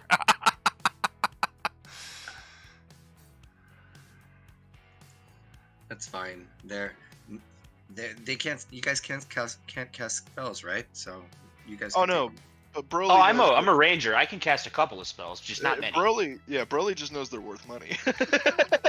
Yeah, if the spell's on your spell list, then you can cast it freely from a scroll, or if you're the type who can transcribe from a scroll into a spell book, that's of course optional as well. Oh, Ansel intends to cast these as their intended use. He doesn't intend to sell them at all. Well, they have to be on your We- spell list, I believe, to cast them, is the only caveat in that respect. Oh, really? I think so, I'm pretty sure. I don't think so. I think anybody can cast a scroll, even a fighter. I'm a fighter ranger. I can still Yeah. cast spells, just I don't know that spell. I believe that's the value of scrolls, is that anybody can cast it. You can even cast a level 9 scroll. If That's you're the level impression I was under, but Yeah. I mean, I ain't gonna question the decision. 5. Yeah, that's the way that I understood it. Yeah, I could be using 3E terminology. Some of that stuff does tend to get a little mixed up. Yeah, the value of scrolls. That's the point of the value of scrolls. So you took one of all the other scrolls that we didn't just have one of, right? You took one ray, one sickness, one fear. Yes. Okay. So, as stated, a spell scroll bears the words of a single spell written in a mystical cipher. If the spell is on your class spell list, you can use an action to read the scroll and cast its spell without having to provide any of the spell's components. Otherwise, the scroll is unintelligible. Oh wow! Wow. That's not at all how I understood it. Wow. Where is that from? That is from the Roll20 compendium. Interesting. Wow, that's not at all how I understood. Because scrolls. conversely, I have makes- this. I have this right here in the Roll20 compendium, which is not what I was expecting to find. Roll20 is going against each other. Yeah, exactly. Like I just typed in scroll. In my mind, it doesn't make any sense for a scroll not to be just castable by anybody, because Yeah, what that- other that's the purpose whole would point that? of- The other ruling would make them useless almost. Yeah, Unless you're like a wizard, divination wizard, where Exactly. you have That's to very scribe your situational. spells a day. I know you can't make a scroll unless it's a spell that you have that's on your spell list. You can't make one, but you can read one and use one. Anybody can.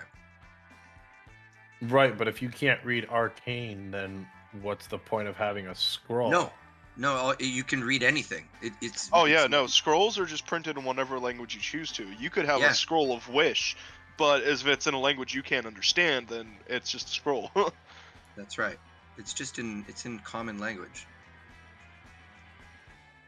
Well, yeah, I mean that's one of the kooky parts of 5e that's just kind of going against itself. Like, Draconic is the language of magic, so at the least, a scroll should be considered to be written in Draconic. If you don't speak Draconic, So I you can can't cast spells? a spell. That's Yeah. the other part of it as well. Like we'll have to look more into it. I don't necessarily know that it's worth diverting this much effort into it right now, especially since nobody's in a hurry to cast these spells right now. But yeah, for future knowledge, in case like I have Go one of look these it up. spells left over and I haven't sold it by then, if I can cast it, cool. yeah, that's Yeah. the thing. Like we've looked it up right now, and two of us found two very different definitions.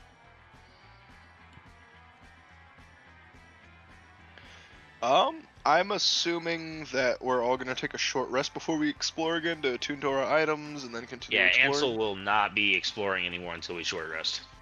Yeah, that's the plan. Okay, short rest equipping my items. I'm poking Belial and telling Belial all about the mummies.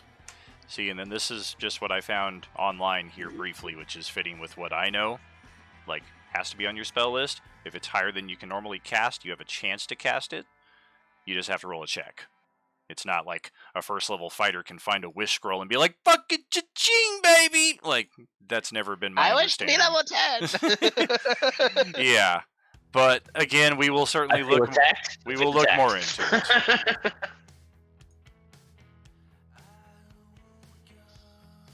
Can a non-caster use a spell scroll? Rules as written, the answer is pretty much always no. So there's other things in that respect. But yeah, we will address that more fully after the game. Are we trying to take our short rest right here in this chamber? Yeah, because Ansel Sure. could use some health, and we all want Yes. to attune to our stuff real quick, so. Okay. One caveat in that respect, you may take 2 short rests between long rests. We are still fairly early in the day, just around the midday point. So, depending on how much more adventuring we are planning on doing, that will kind of determine what we have in store going forward, if I'm making sense. I.e., after you take the short rest, the next rest you have to take is a long rest, and you can't take another long rest until tonight, and it is not tonight yet. Well, So- then here's another question. Instead of taking a short rest and gaining the boons from it, could we just take an hour to attune to our stuff? Yeah, let's just attune to our stuff. I don't need the You short can. rest. You can. Okay, I didn't know if we Okay, had so- to take a short rest. It's or really we could just the choose time. either or. And it happens Yeah. to be the same time as a short rest. All right. Broly then we'll would just- have seen how hurt Ansel was, and digging into his bag of holding would have produced one of the potions of supreme healing that he found earlier on and passed it to you, which is 10d4 plus something. Oh, that's nice of you, Broly. Thank you. It's a 10d4 plus 20 pot. Mm. So Oh yeah, the Supreme if that is doesn't big. heal you, You're going to get on average about 40 points of restoration with that. Like, hey, I might not like a lot of you, but I don't want to see you dead. and he just chucks a potion at you. Yeah, that gets me back to full. Enzo would like to ask the group, is the way you guys want to work this that whoever loots something gets things, or do you guys want to actually put everything into a pile and then disperse them depending on who could probably use something the best? Well, I'm all Yeah. down for sharing the loot as who can use what, and dividing the gold equally amongst us. So I'm all for sharing. I I'm admire so your am I. honesty. I agree. Let's share. Everybody else? Share. Broly's fine with sharing from here on out, but he's not going to divulge what's already in his inventory. What, you did it right in front of me, so it's not Well, like... you know of the No, I scrolls. think but he's Broly looking has been previous finding shit all stuff. over into rooms. Like, Well, Broly's got a good I stash just of stuff. Enzo's just been noticing that everyone's just kind of looking out for themselves, and he just wants to make sure that if that's the way it's going to be, then you guys should be honest about it, and that's the way it's going to be. Oh, Or- Broly I pulled- shared. Broly straight out the gate, upon you meeting him, he's just like, I'm in it for the money.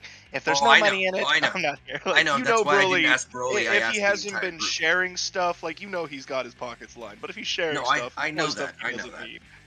That's why I'm asking everybody. Like, we got to decide, like, if that's the way it's got to be, and we're all jumping to who loots first, or are we going to do what's best for the group? Now we got to roll a looting initiative after each combat too. I mean,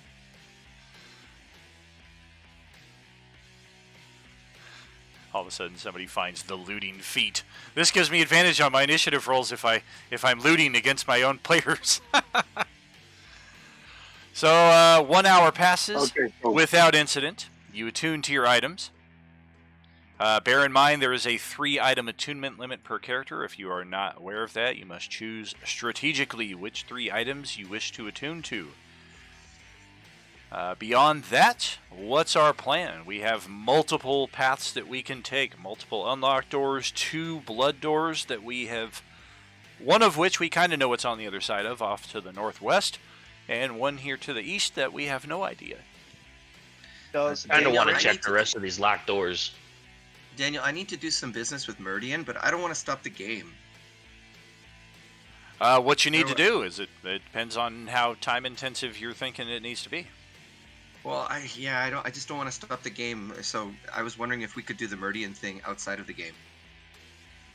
Possibly. I mean, it really just depends on, like, if you already know what you're looking for, it should be a relatively quick thing. If not, then we can cover that later. Could we just say that I called Meridian during the hour and did some stuff, and then we can do it later, so Sure. that the game can continue? Sure. Perfect. Does a Ring of Protection take an attunement slot? It does. Okay, so I'm at my cap of 3 right now then. Half of 3. You have 1.5 items? No, I said I have all 3. Oh! Half. I was like, half of 3? How'd you pull that off? Just because your character's pint size doesn't mean the items count for half an attunement. I actually have 5 items attuned, but it only counts as 1.5. Yeah, I mean, if it's a set of gear, you know. All right. I just had one which way do you question guys want about to it. go? Hey, Belial, do you guys want to go back to that area where you almost died, or do you want This to go is a through different one. Well, that's not the same Belial. I don't want to revisit this that is a door where different that big door. scary monster was and kill it and find out what kind of loot it had on it.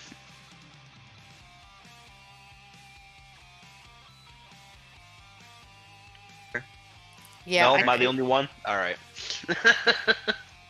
Well, let's all gather up together You and can go go to the that same one on way your this own. time.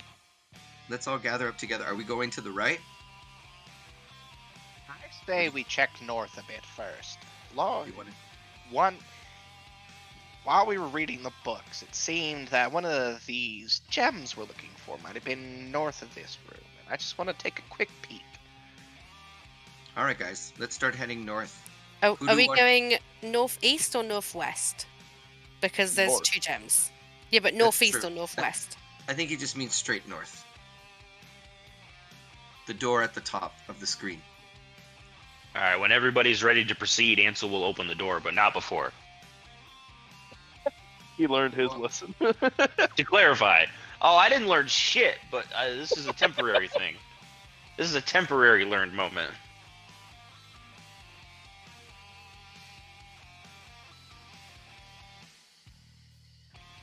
Question, the books that were on these pedestals, were they books or were they like built into the pedestals?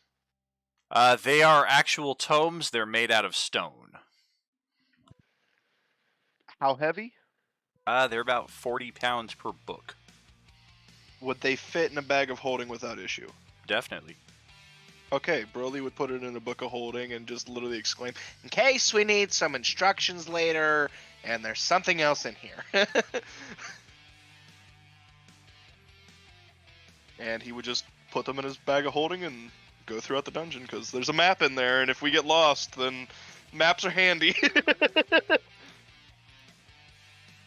Oh, I see this door's locked.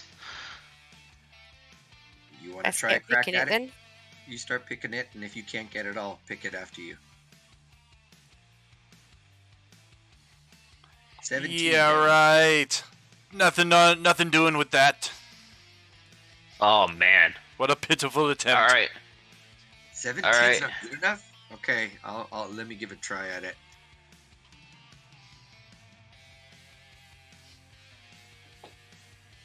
What is this, a Baldur's Gate DC throw? That's right.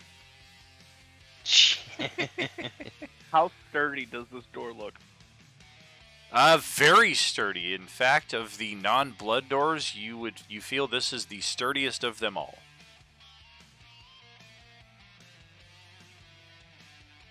Oh, so Made out of wood? close. Is there a doorknob? Close! Jesus! Close? What do That's you not say? Good enough? What do you say? Hero point or inspiration to guarantee it? You're looking for a 25. Oh, I can definitely use one of those. Yeah, you Let's- can yeah, let's- inspiration or hero point. Either way, it's going to be a success. Okay, let's. I'll use one of those too. Just go All ahead and open right. the door. Well, the lock clicks open. Hero point it is. Cool. Okay, I'm gonna step inside. I am gonna follow. All right. Ansel will follow too. It's like a pretty Okay. large chamber here. Roughly about the same size as the last one you were in. Okay, I'm looking for traps as I take each step. There, Daniel. What's your passive perception? Let's see. 14. Okay. Okay, Belial kind of pushes past everyone. It's like, I'll check for traps with her passive perception of 23. Oh, good Ooh. God. Oh my Okay. gosh. Belial, you can step in front of me. Go right ahead. Do I find any traps? All looks clear, but there is a large pile of treasure off to the northwest section there. Okay, I'm going to that's slowly suspicious. make my way towards it and make sure there's no traps there. Stairs I on the slowly east and Follow west behind her. ascend to Slowly platforms follow that are behind her. about 10 feet higher. Staircases to the north and east of there lead up to a higher platform that is a full 10 feet higher than that. So this room has a 40-foot ceiling and another door off to the east leading out of here. Do I notice anything about this pile of gold? It looks freaking phenomenal is what you notice about it. I don't know. Look out for illusions or traps, man. Yeah, Broly would say, hang on. And he would reach into his pocket and pull out a single gold coin and throw it at the pile to see if there's any reaction that starts. Oh, that's a good idea, Broly. What happens there, Daniel? Does it just clink and nothing happens? That's right. Okay, then, but I was going to start counting out all the gold. All right. The size of this horde right here, you guys just took an hour to attune. You would estimate this to be an hours-long project. At the least, fuck, Aldwin you will help. roll 20. Well, then can we... Fuck. Well, Damn. we have time. We have time to waste before we can take a long rest, so might as well count it. Yeah, that's true. Are there any chests? There Yeah, there's is plenty one of them. right there mixed in. And now that I got you where I want you, everybody hold where you're at. Uh-oh. Was so much for the Okay. passive perception. Yeah, perception isn't everything. Clearly. It's where investigation comes into play, and there is not a passive one of those. Shame, because I'm proficient in that. It's a mimic. I'm gonna guess it's a mimic. Oh, it's definitely a fucking mimic. See, there's not a passive investigation on roll 20.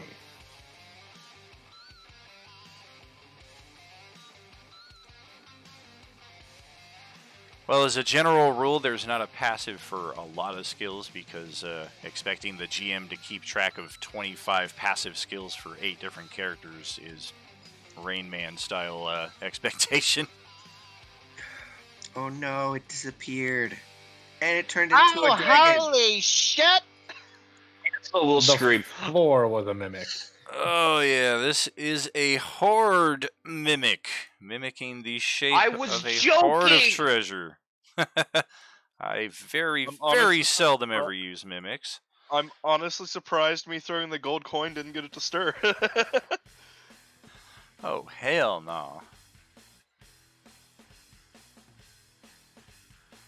Oh, for fuck's sake. There we go. There we go. Okay. Yeah, it's going to open up with a caustic mist in a 30-foot cone.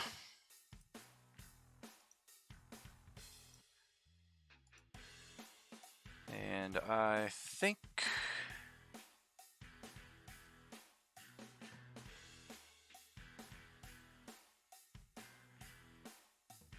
yeah, something like that right there. It's going to clip Enzo. It's going to get Ansel, Aldwin. It's almost centered Or right zero. on 0. Oh shit, it's not showing. There we go. So yeah. And it just nearly misses Reeve. So dexterity saves, DC 15 from the 4 of you. Ansel is good. Enzo. Here's a question. 0 is good. Aldwin is good. Would Broly be able to help Ansel by pulling him out of the way upon seeing the mimic erupt out of the gold? Do you have a reactionary ability that specifies as such? No, that's why I was wondering, like, if I could just use my reaction to, like, help, like, to basically, like, burn the reaction slot, but like I can give him advantage on his roll or something at least? You cannot. There are characters subclasses that have specific abilities like that. That's Okay. Was I that wasn't sure considered- if that was just a natural thing that you could do if you were in close Sure. proximity or what. sure.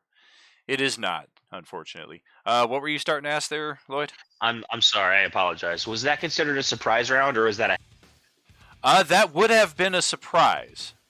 I cannot be surprised, so how would that have affected me? He still cast a spell. Yeah, the spell still procs. That's why I was I- asking, how would this affect me? No, I think the way that works is one of the simplicities of 5e is essentially he can't be surprised, none of you can. Which is Oh, unfortunate. look, a mimic. Yay. I mean, So yeah, the moment it showed up, they couldn't have sprayed us. It would have just been a straight initiative roll. pretty much, yeah. That's also going to bring in the second part of the trap here as 2 of the teleporter pads activate, dropping in a pair of other monsters here. Both of which are Golem-esque in their appearance, if you had to guess. And then, yeah, let's go ahead and roll initiative.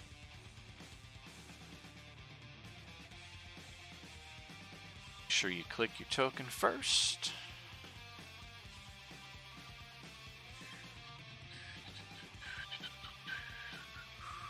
Natural one. What the hell? Ew. Famine or Nat feast. 20 and a nat 1. Gotta love it.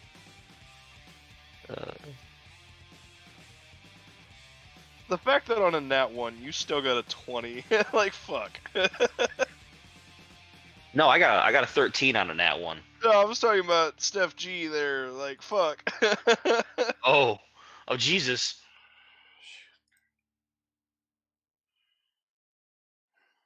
17 plus my initiative.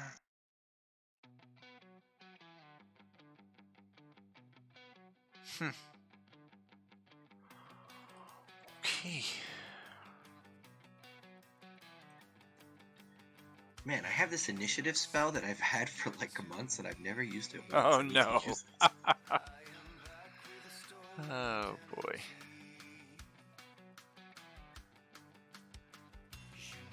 I will pay for an expanded pro subscription if I can bypass a lot of the loading here. Get a preferential line to that Roll20 connection. Yes, yes, yes. Boop. No, not too sad. Who's Diego trying to touch over there? What? Who am I touching? What? Can't touch this. You put a thing up. Gift of whatever it is. About touching someone. Yeah, so, no. Oh, the gift of alacrity is amazing. Yeah, I'm gonna start using this spell. I keep forgetting. I have to use it at the beginning of every time we play. Oh, I see. Okay, I seem to have Jesus, lost that's funny. one of my monsters here somehow. There's no explanation for it. I see Oh, from looks like it never existed. Well, no, the monster is there. The character sheet is just gone. And I can't drag a new one onto the VTT. So it's like, what the frick is happening here? Is it there? No.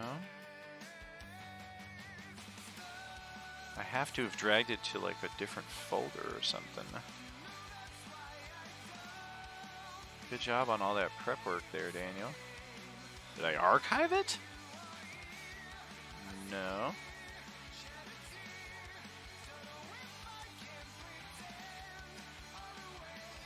Well, fucking hell. Yeah, just drop in like an Elder Dragon or something. Sure, why not? Do it. Can do it. And then Reeve can befriend it.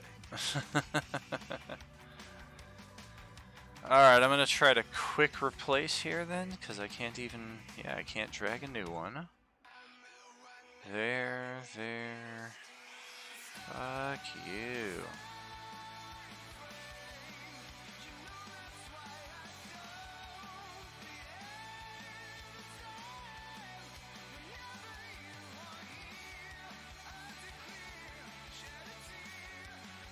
That's roughly about the same. Okay. Alright, buddy. Sorry. Wanted to use you. I'll use you instead. Hopefully that gave us a character sheet.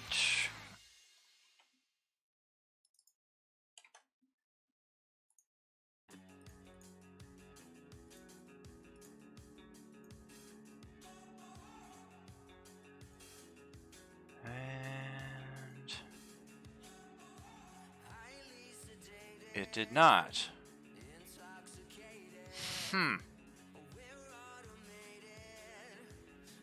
Alrighty then. 1 second. I gotta back out of roll 20 again. This has got to be like a loading issue or something.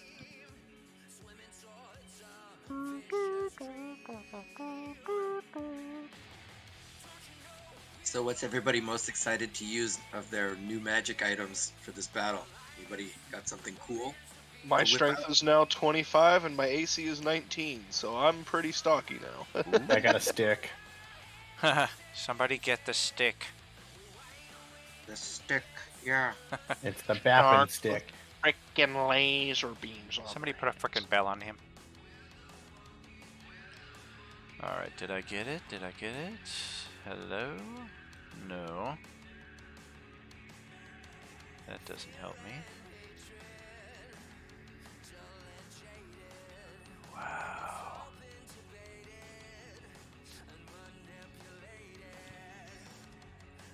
Okay, so when my character starts doing his blade song dance, what kind of dance do you think I should do?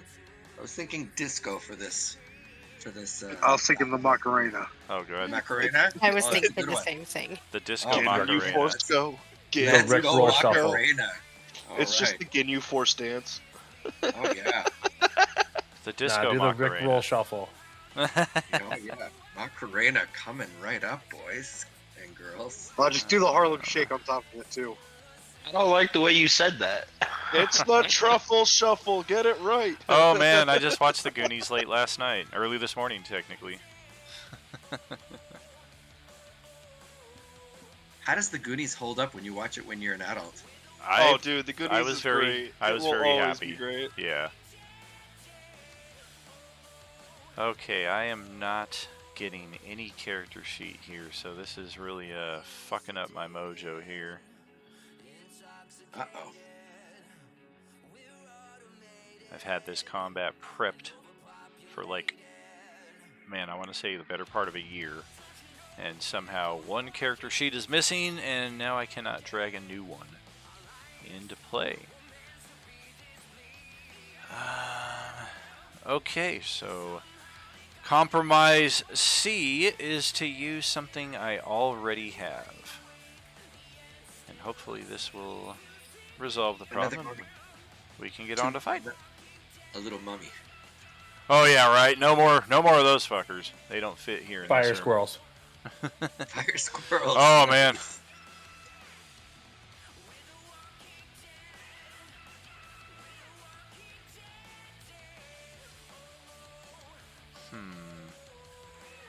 There you go. Oh man. Work for me. Giant fire squirrel. There we go. Your hit point bar is fucked up. So let's fix that. Otherwise, I do believe we have a winner. Yes, yes.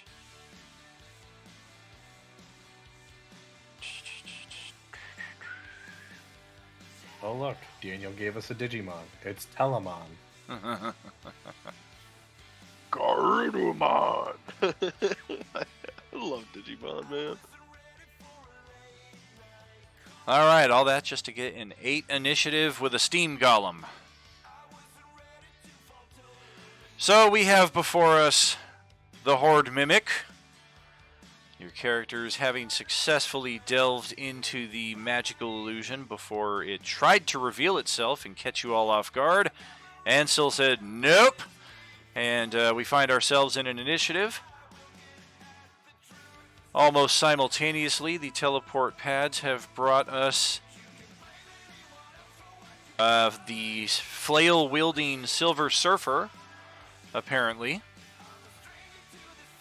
And last but not least, it took him a while to combobulate his discombobulated self.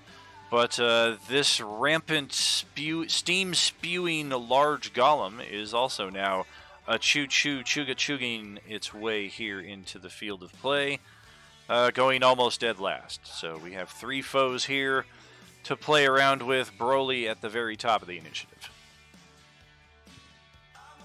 Well, this is interesting.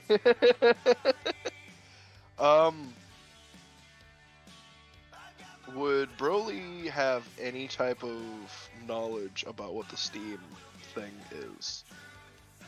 Being a rock gnome.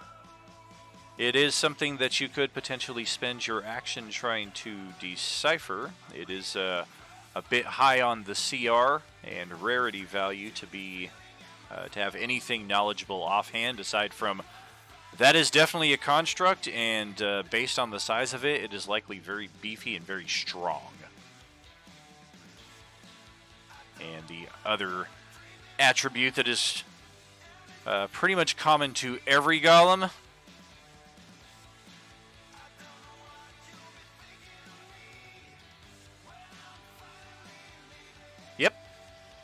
So certainly possible to try to make a history check here. It would just take your turn, essentially, to try to do so in the hopes of finding anything more about this, which there may not be a whole lot to find out about. There might be a wealth of information, so that's kind of the risk is when you try to go lore instead of attack. Yeah. We're going to rage. There will be no lore! Broly would just look behind him. Ah, fuck.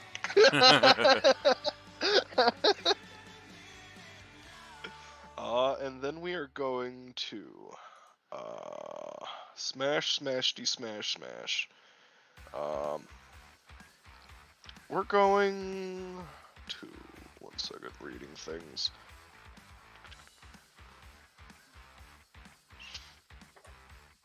Yeah. We're going to recklessly frenzy attack.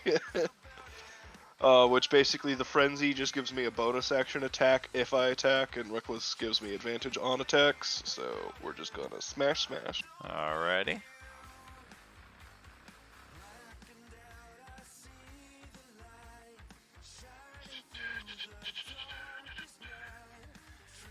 And then Against the Horde Mimic, both of those are successful. I would hope so. 1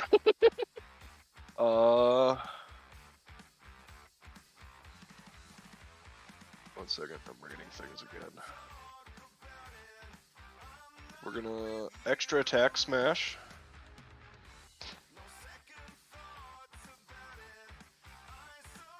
Which I am reckless laying, so Sure. 23.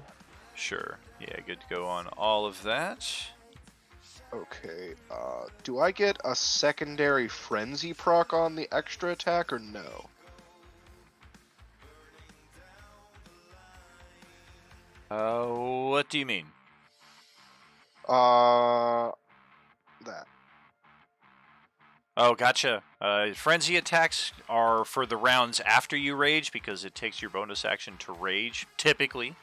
And then that will free up your bonus actions on the ensuing round to then get that extra attack.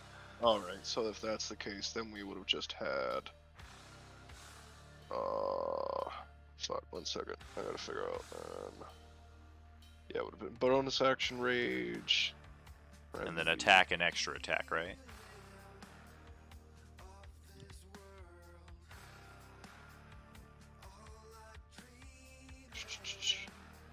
I'm reading, sorry. No worries. If anything, I'm just missing where the third attack is coming from without benefit of action surge. Yeah, I didn't realize, because I was reading it, and it's when I'm raging, I can make bonus attack, and my brain was just like, oh, bet, and extra attack. Sure. Well, if that's the case, we'll just action surge. How many of those do you have? You used one last battle too. Oh no, that's right. We didn't long It's a rest. short rest either. Yeah. So Yeah, that's right. Fuck. Well, if that's the case, just Make sure we're ignore using that those third attack boxes to track those that they give us. Yeah, I did too, but I forgot that we weren't going to take the Yeah. long rest because you explained it and I forgot to remark Sure. it. That's my bad. Gotcha. Well then just ignore the third attack. And I Got it then. think that would be it. Okie That's dokie. So up next would be Reeve. Right next to this statue that just popped in there. I'm like, oh goody, and it's in target, and then bonus action rage. So procking that real quick, All right. and also marking that. After this rage, I only have one left. Oh so shit. first attack is just a normal attack. I'm just testing the. So just one attack with that real quick. Okay. That will hit. Cool. And Full damage. let's as well. try for it. Oh, good. Reckless with Great Weapon Master for my second attack. Because I picked up the Great Weapon Master feat when we did that level up. So Alright. with the Reckless, it'll give me advantage. So let's see if I hit. Oh, fuck yeah. That will definitely hit. And And that will do. that's the state of it after that.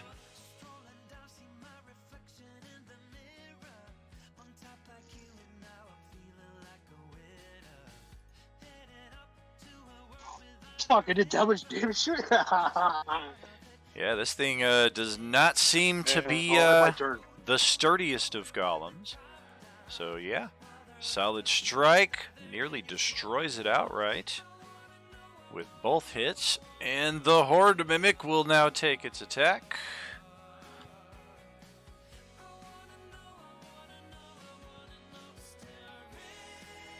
Let's see here.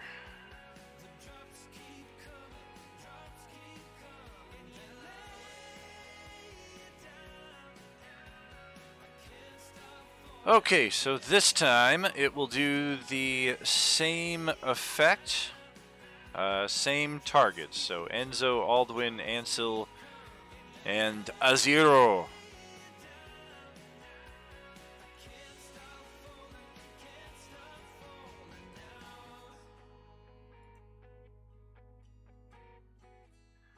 Good, good, good.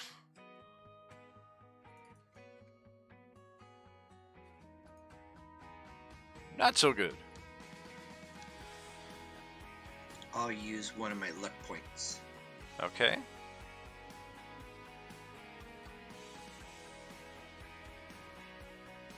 What does that get you? Oh, the luck point? Oh, it just makes it so I get to re-roll the. Oh, saving throw, gotcha. so it turns it to an 18. Gotcha. So half damage, 23 acid to all four of you who made your saves. No blinding effect. The golem that Reeve just beat the hell out of gets splashed by that acid. Doesn't matter if it makes the save or not. It is just completely destroyed in the AoE. And that will be that. Ouch. Does that steam golem get hit with its cone attack also? It does not. It's far enough away. Okay. Almost half my hit points. Damn. Damn. You only took 23 though, right? Oh yeah, yeah. Yeesh. 23 is still almost. Oh, almost half gotcha, my- gotcha. Wizard, right? Alright. Low hit points. Yeah. And then it will attempt to bite those of you whom it has already damaged. So it's going to try a bite on Aldwin there. Delicious. I don't think that hits. 15? That hits. Oh, damn. So 16 piercing plus an additional 7 acid. Looks like 23 damage there. Yikes. And then it's going to lash out with a pseudopod. One on Enzo, one on Zero. 15 to hit Enzo. Yeah, only just hits me. No, I got 18 AC. Gotcha. And then this one here is on Zero. A 26. Ugh. Yeah, that hits. So that will 15 bludgeoning. And you are grappled. The grapple will also impose a restrain on you. Yikes. Which also imposes disadvantage on attacks, as we have discovered. Give me just one moment while I slap a grap on there. It's like G3 all over again. Okay, so bite. Yes, yes, and it's rechargeable. It's not going to move. That will conclude its turn. So it is over to Zero. You are grappled, which means you have no movement. Also restrained, which also means no movement, and disadvantage on your attacks. Can I bonus action for fighting spirit? Probably. Bonus action, you give yourself advantage, 5 temp hit points. Yep, that is not restricted. And then If I'll you- attack the mimic twice with my longbow. Gotcha. Ranged option, fantastic. Ouch, that will not hit. Neither will that. Ugh. Let me just check something here.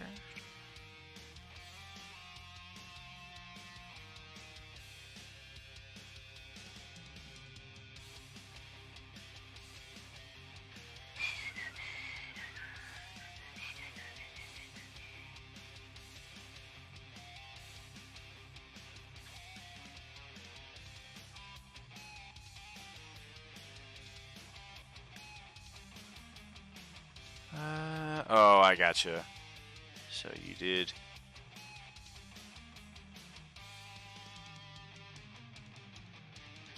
I see. So you have magical items. They're just melee, not ranged. Alright, so bonus action attacks. Nothing else doing there, so we'll pass it over to Aldwin. I am going to move 10 feet down to here. Whoop. Are you disengaging? It may get an attack of opportunity on you if you do not. In that case, I'm going to use my third rabbit hop and move 15 feet to the door.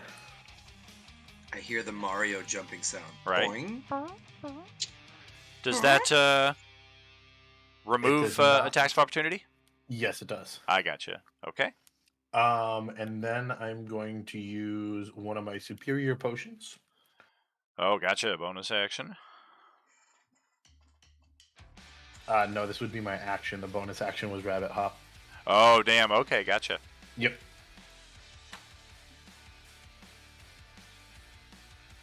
Which is 8d4 plus 8.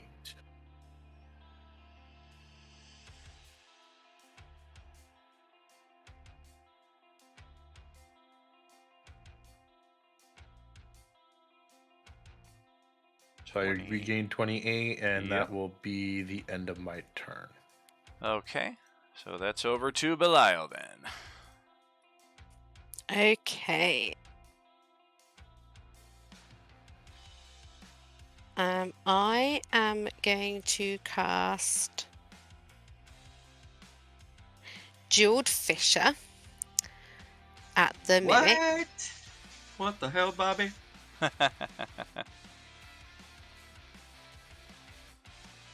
That was my Daniel impression. Damn it, boy. Oh, 30 Damn it, feet. Bobby. Nothing Oh, doing. I'm gonna kick your ass.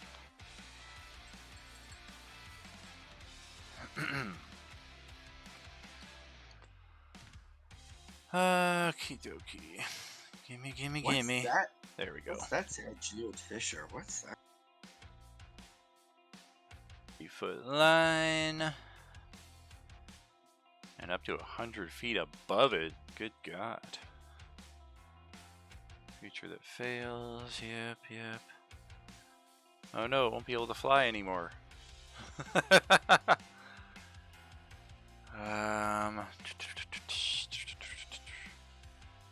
Okie dokie. Let's see what it's got. Yeah, that's a useful spell for dragons and stuff. Flying creatures. Very useful. Def. Nice job, Sarah. Never seen that That- spell before. That raises another question of mine, by the way. Is there any way to get a dragonborn that actually has wings? I think I've seen it done before. I don't know the specific path that was taken. I know that likewise with Azamar and Tieflings, there are ways. Creature that makes the save throw negates the piercing damage. Okay. So no 10. Looks like it takes the thunder regardless. No resistance against that.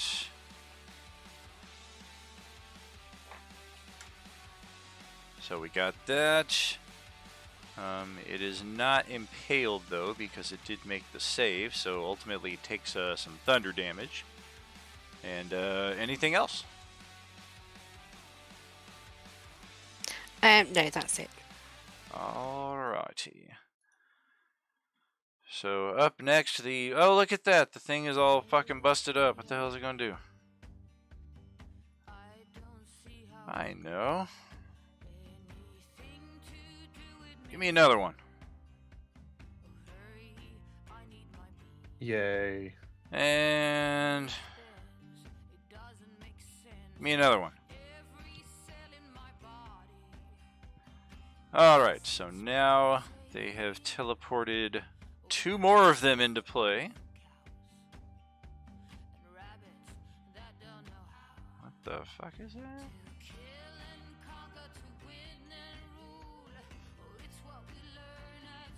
Alright, a pair of slam attacks on Broly. From the one that appears next to him. Go bow! Bam! Damn! Fuck. And likewise over to Reeve, the new one that's coming to avenge its fallen brother. Bam! Boom! Good lord!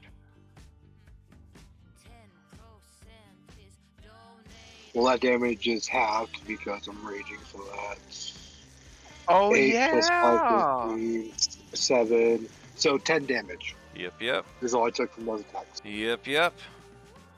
10 damage is 10 damage. That's their turn. It'll pass it over to Ansel. So 2 slams came after me? Correct. The 7 for 3 and the 13 for 6. So Okay, so I 9 only total. take 10. Cool. 9? Yep, you would half each of them individually. Round Oh down. yeah, that's even better. Minimum of 1, of course. Okay, So if I were to have rolled a 1 on that crit, for example, it still deals the 1. So I did it right. I had 10 damage then, correct? 3, 4, and 2. That would also be 9. 7 becomes 3, 8 becomes 4, 5 becomes 2.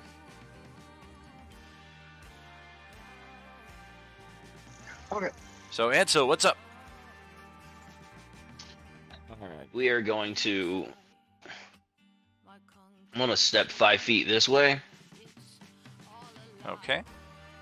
and then I'm going to bonus action cast Hunter's Mark on the Mimic. Okay. You need me to post that, or...? No, that's okay. Okay. Oh, Too that's late. cool. Sorry. You're And good. then we will. And then with the gunner feat, I do not have disadvantage with close range attacks. Sure. I will take my first shot at the mimic. Bow. Yes, indeed. Oof. Oh, I didn't do hunt. Hold on, hunter's mark. Boom. Okay. Second shot. Yep. Yeah. Alrighty.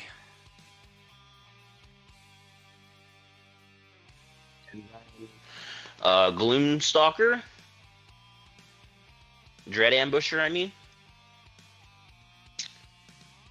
I was about to say, As Gloomstalker's a creature, isn't it? Or Dread Ambusher, my bad. Sure. And then pow. Okay. And we are going to add a superiority dice to this one for a trip attack. Okay.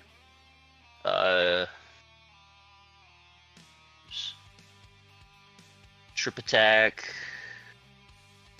Strength saving throw. Okay. DC 18. Go ahead, roll the damage. It is immune to prone. Fair enough. Add as a 1. All right. 19, 27. All right, got it. And then I used my bonus action, so no offhand this time. Show. All right, Gollum finally taking its turn.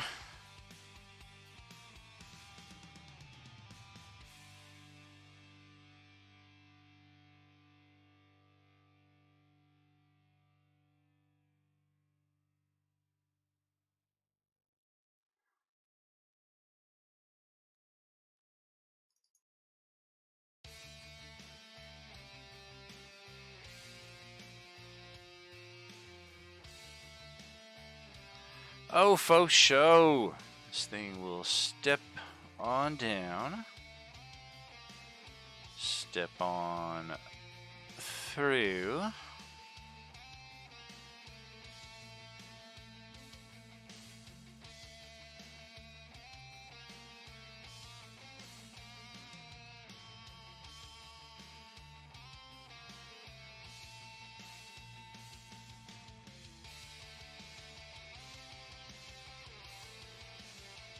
Yep, that'll be it right there. A 20-foot cube adjacent to itself. That will hit everybody on the board except for Broly and the second one of those golems. So it hits one golem, the mimic, and the rest of the party, including Alduin, who's chilling out there in the door. Wish these AoEs... What's it hitting us with? It is blowing its top. And I cannot get this to function. Blast of Steam.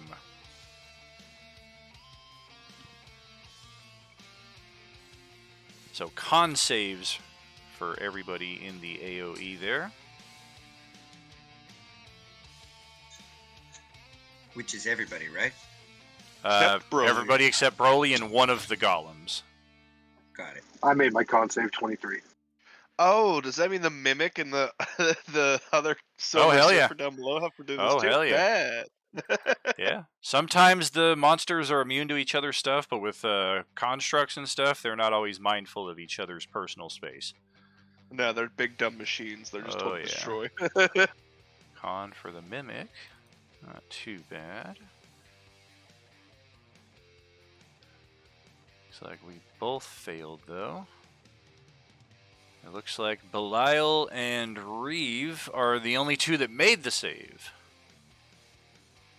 Did everybody roll? Looks like it. Okay.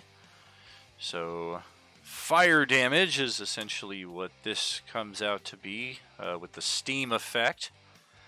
That is 47 points of damage if you failed the save, and 23 if you made it. And then I'm resistant to fire because of my pathway totem bearer. Well, that's handy. So that, yeah. Double resistance. No, I'm not a fire dragonborn. God damn it! Ansel screams in Retail agony. is down. Oh, you passed it, didn't you? Oh god. Aldwin's down. Oh god. Ugh. Oh fuck. Well, that mimic took a significant chunk of damage after failing that save. No resistance to fire. That is it for the golem, so that'll pass it over to Enzo, who just absorbed, resisted anyway. So 23, half of 23 is what? 23, that'd be 11. 11 damage. Okay. So that means I take 23 damage, right? For resistance? Yes, sir. Got it. Or else I'd be down. Zero's down. Ansel's down. Or, not Ansel, fucking... Ansel is close, but not All quite. the win. Yeah, Alduin. I'm fucking sitting there reading it, and my brain just wouldn't fucking spit it out.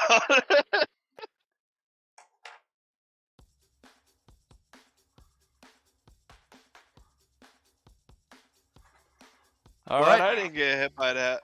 Fuck. Oh, for sure. You really need. Where's Miradesh and her goddamn owlbear when you need her? He'll be here next week. You just gotta survive. Your turn, Enzo. Okay. Ouch, we got 2 characters down. All right. So you guys see almost like what seems like spotlights come out of the floor and out of the ceiling. I don't know if you guys hear this.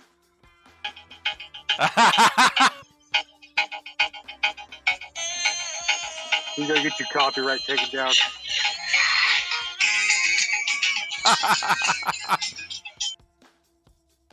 And that was the day the channel ended because of DMCA takedowns. Okay, so I think they give me like bonus- 10, 15 seconds. Okay, for bonus action, I'm gonna do my blade song. So I start doing a dance and a blade song dance. Then I'm gonna move without trying to get any opportunity attacks. I'm gonna try and move through or around the mimic to get behind it. Okay. Keep in mind that the platform it is on is 10 feet higher than those of you here on the down floor. Belial and, Belial's actually up at the top of the stairs. And if you move your token even a little bit, you'll see that you're standing on the stairs. Oh, right. So if you want to try to get around it, you can. You just have to like roll in athletics once you get to like this point to kind of pull yourself up the ledge and then continue going around. And then same thing for Broly. Broly's kind of like pushed up against the wall here on this level. And the golem that's bashing down on him is doing so from above because it's a full 10 feet up above him on this platform.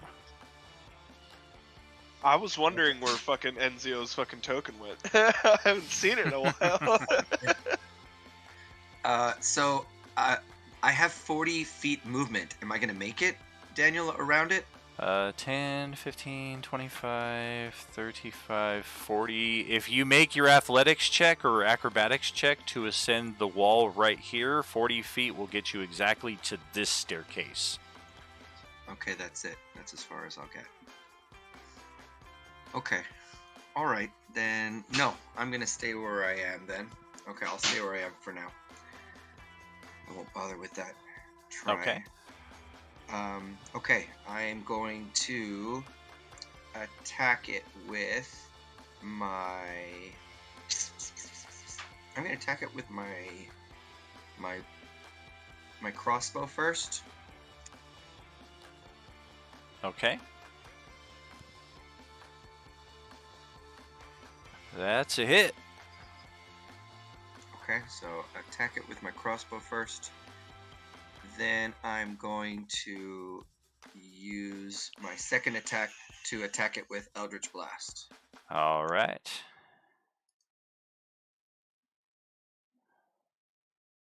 Oh, yeah.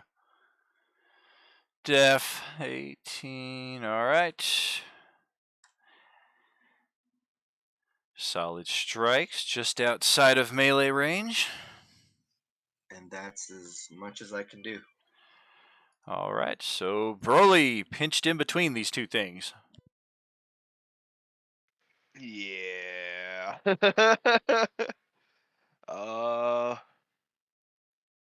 Would I be able to hit the stairs from where I'm at right now? Yeah, Okay, so like that would be 5?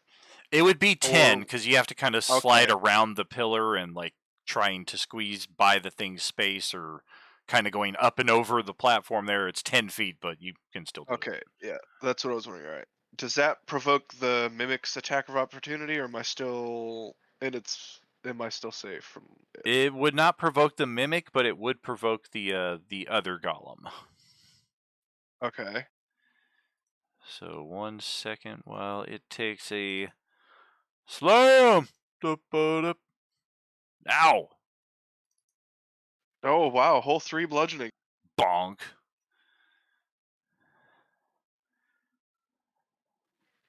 I'm gonna move up to it and then see how it likes to bonk. All right. And we are recklessly frenzying, so 3 attacks. If it doesn't Alright. die sooner than that. Show.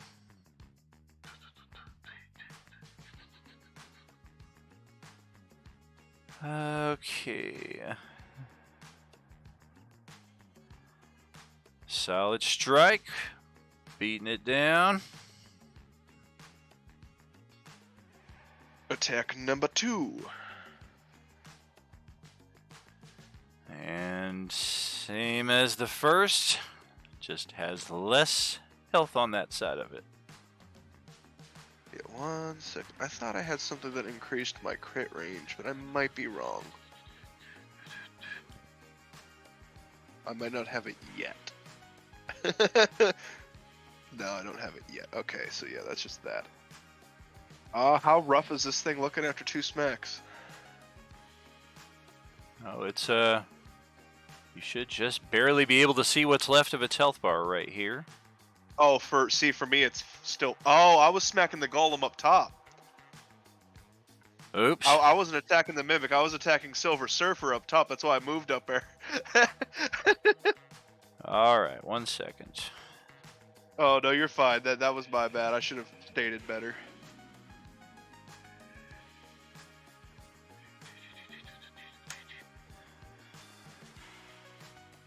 All right.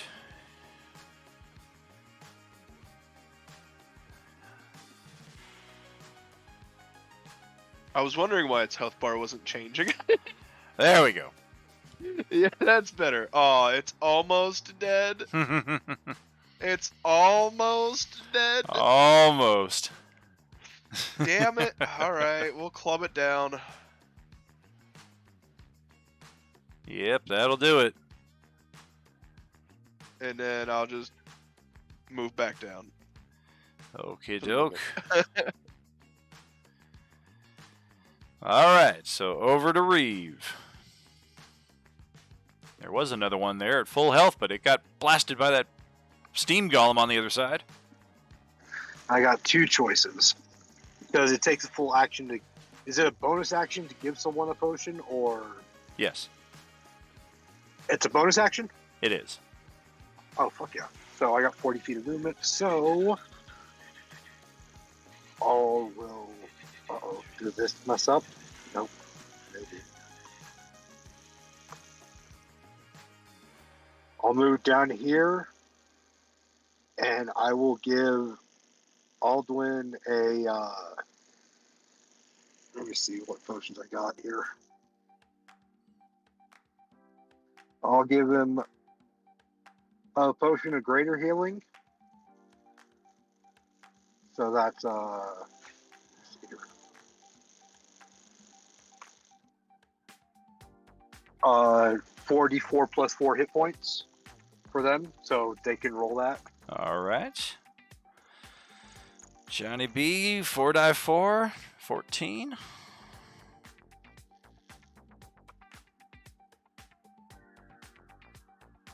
Right. And then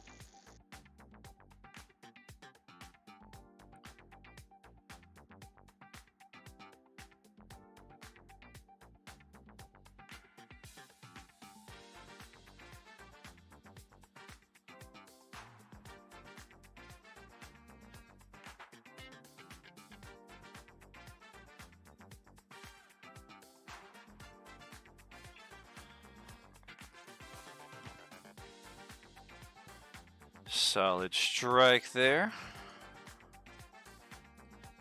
See if it's got that. Yes, no, no. Okay. That will miss. Got a little greedy. I called reckless. So my attack rate. Oh, gotcha. Why does it say 16 plus -5? The Great Weapon Master takes 5 away from my attack, but then it adds +10 to damage. Right. I was just confused. I hadn't seen that earlier. Yeah, it's his second time he's used it. Hails yeah. Oh, I didn't notice it earlier, and it just fucked with me when I was actually looking at it. All right, 2 for 2. All right, that'll end my turn because I don't have anything. That I have another ability with it, but it needs to meet certain conditions so I get a third attack. But I also use a bonus attack.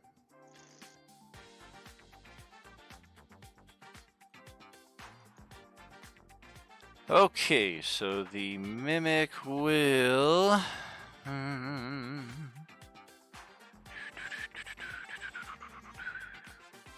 And flanking rules, guys. Flanking rules, Broly's at the other side.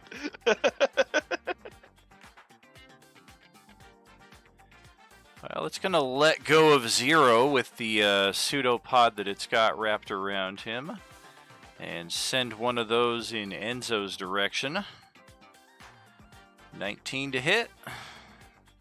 That misses with my blade song. I'm a +5 to my 18 armor class. All right. We'll try a bite on Ansel. Ugh, 27 to hit. It can reach me? I thought it was a 10-foot difference. I'm on the lower level. Oh, yeah. Huge size. It's got Okay. reach. Okay. Yeah, that hits. All It's right. only 14 damage, Ansel, don't worry. And its second pseudopod, it will lash out at Broly, standing on the other side. Oh, natural 20. So 16 yeah, that before gets me. resistance. That's really all it has for its turn. So that'll send it over to 0 for death save mode. Come on, natural 20. Or if somebody wants to spend the Beskar bucks to stabilize a character, that's what the terminology is. I'm saving those for something special. Show. Yeah, we just met this guy. So do I throw a death saving throw, is it? Death save.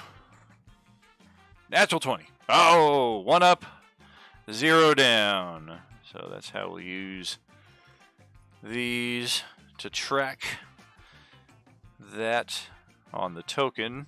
It'll also track it on your character sheet, of course. And send it over to Aldwin. Half your move to get back to your feet since you got knocked unconscious. Otherwise, your turn is your own. That's fine. I will use half my movement to get up. Real quick, Dan. Is it a strength? Is it dex? What is the DC 16 that I gotta hit?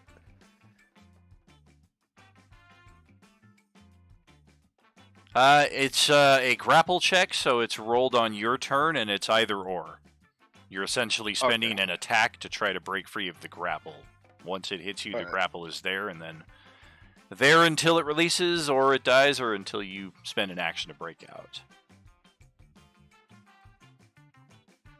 I will then use my bonus action to use my other superior potion. Alrighty. Woo! 31. Just staying up.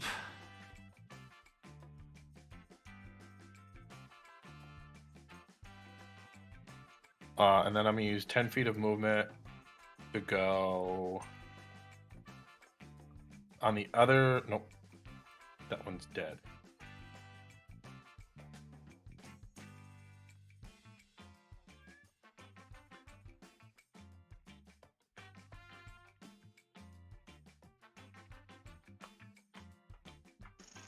Most of those Silver Surfer golems are dead because that Yeah. Steam Golem took out the other one. Um, Then you know what? I'm gonna move right beside Reeve for the steam golem. Okay.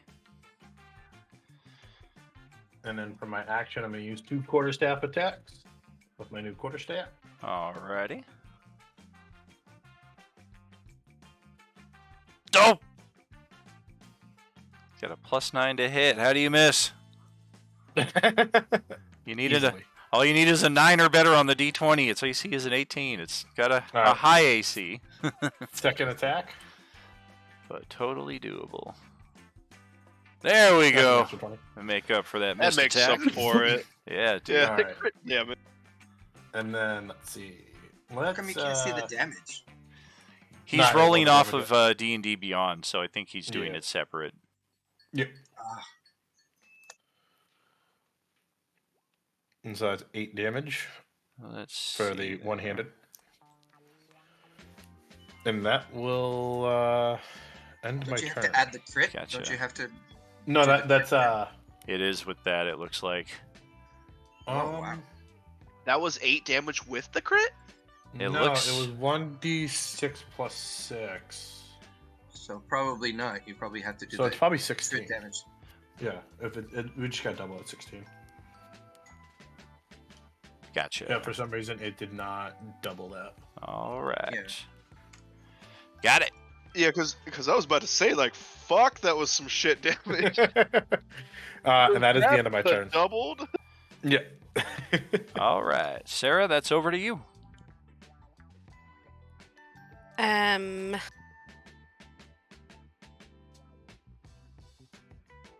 Hmm.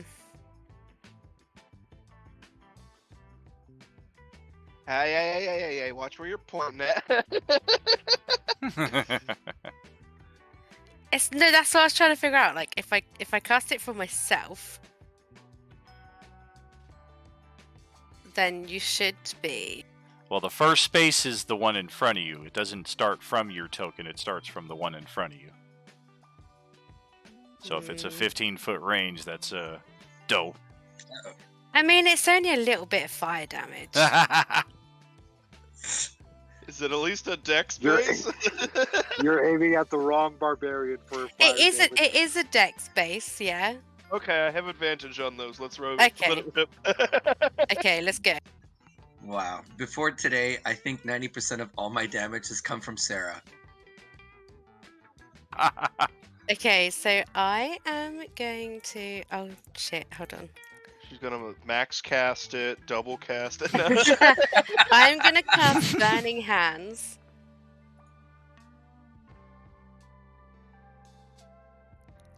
What's the highest level I can cast spells at?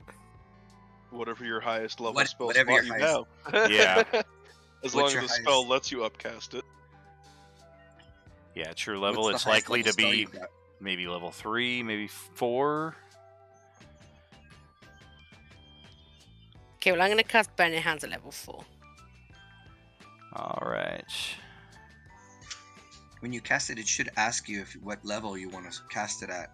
And then Yeah, the it damage did, would but go it gave me like appropriately. so many options. Like it gave me up to like level 10, and I was like, that can't be right. Yeah, Oh yeah, it must just give you the auto drop down menu. You just gotta keep track right. of your spells. Manually track. It's the downside with casters. Every half of it is all manual work. Okay. So I got a deck save. Bet. Nope. The nat 20, that bitch. Do I take half or do I take what? Yep. Yeah, you take half. It takes full.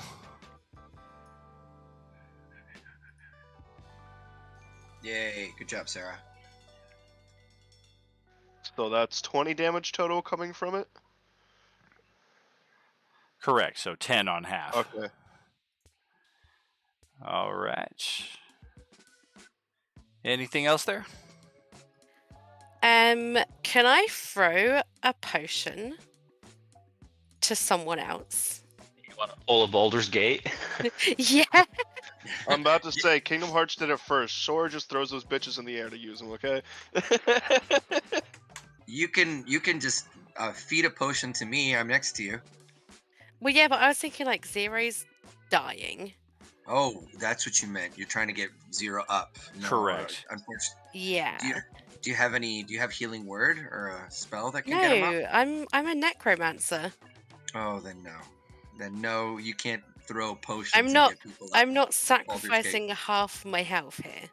Correct. Yeah, no. You can Like throw it. I'm just wondering if I can launch one and maybe just get like a couple of points of healing his way, so he's not like dying.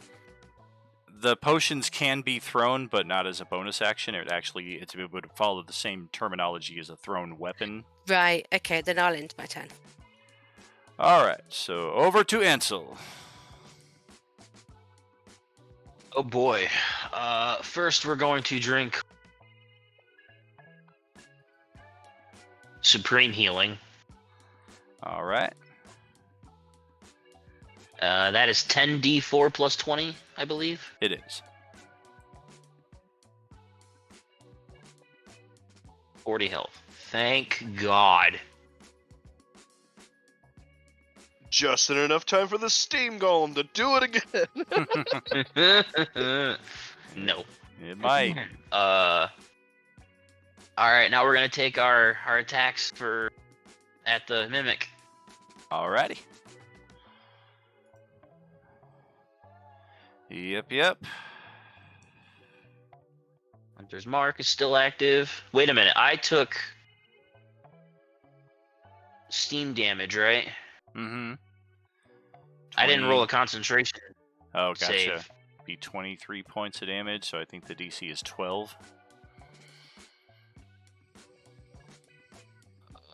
Constitution save. Yes. Oh yeah, you're good. Alright, cool. Alright. Normal. Boom. Okay. And there it is, barely hanging on again. Second shot. Ooh. That's a hit. Oh, sweet. And it dies, falling into the amorphous flesh-like mass that it is, and not exploding like a piñata into a million gold piece pile of jewelry, as some of you might have hoped. And then I will do a 5, 10, 15, 20, and then 25 feet. I'll move over here. Okay, it's going to require an athletics or acrobatics to ascend this space here, and you will be provoking an attack of opportunity because there's no way to get all the way up to here from down here unless you can fly, because that's 20 feet. I can't go straight from up. here to here. You cannot. Unless you make a hell of an Here's- athletics check. These stairs right here lead from the ground floor to the platform you're on now. That's a 10-foot difference in elevation. These stairs right here lead up to this platform here, which is a further 10 feet difference in elevation. From where you were on the floor to get up to here is 20 feet straight up. So yeah, unless you are an expert climber or can fly, getting up to there from the ground is not happening. Climbing doesn't cost extra movement. It's not. That's not the problem. It's that it's 20 feet of straight ascent, which you don't have the handhold to make it up there, as opposed to the 10 feet of climbing up here is easily done. Alright, does the 24 acrobatics do it?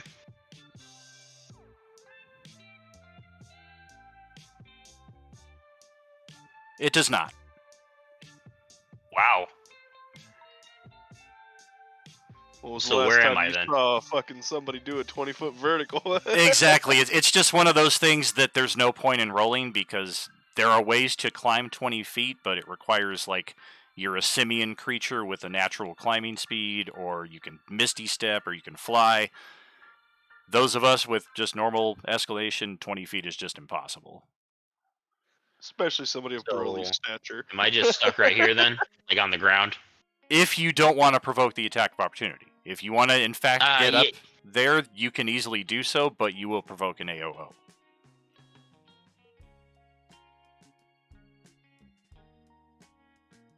I'll provoke. Okay. So it'll take one axe arm attack. 16 to hit. Misses. That's, yep. All right. So I am up here now. Correct. That's the... Alright, cool. I'm right here. I had my turn. All right. And now the golem will take its turn. No regen for that. So yeah, it's going to go to town with its melee.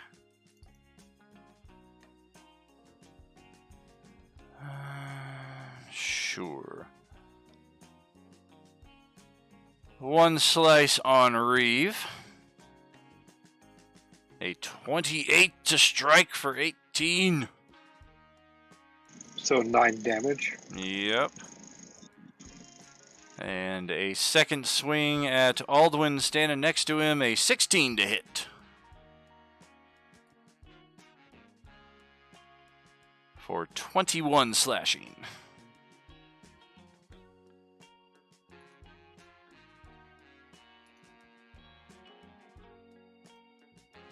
Does that hit? Oh, I'm sorry, what was that? The recent attack there, 16 to strike Aldwin, 21 slashing? Yes, it does. Okie doke.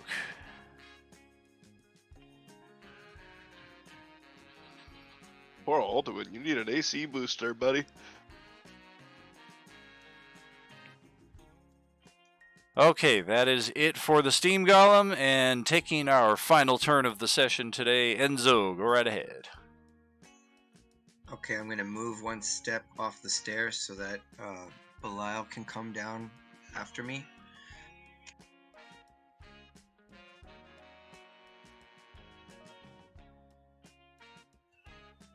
Okay, and I will attack with my crossbow to the Steam Golem.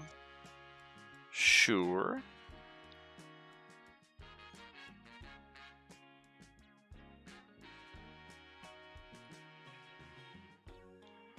Oh, yes.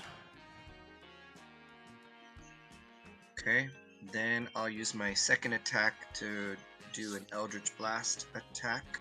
Okay.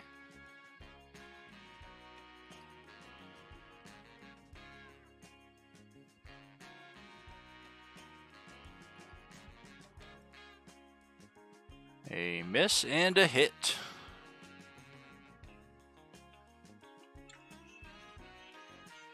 And then, with my new magical weapon called Illusionist Bracers, I can cast a cantrip as my bonus action, so I'll cast Eldritch Blast again.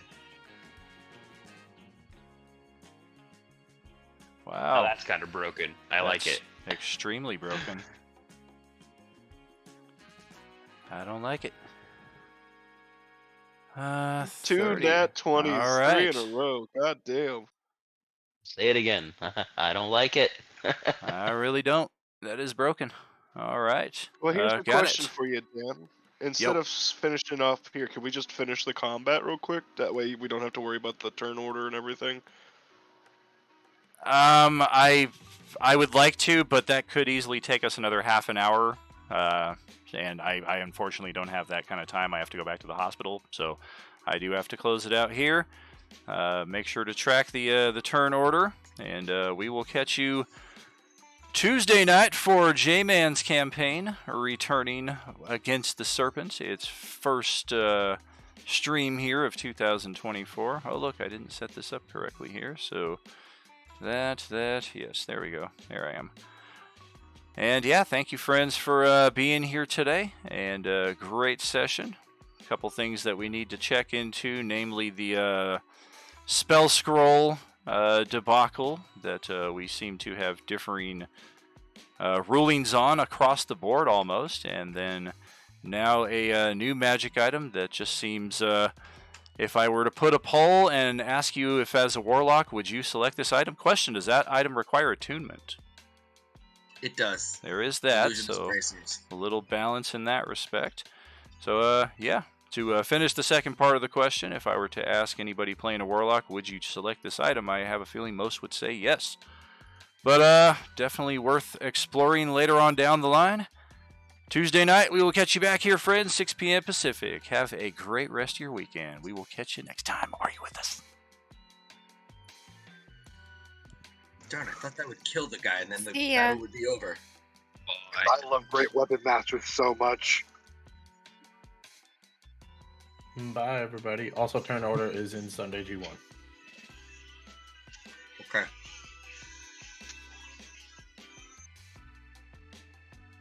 Good gaming, guys.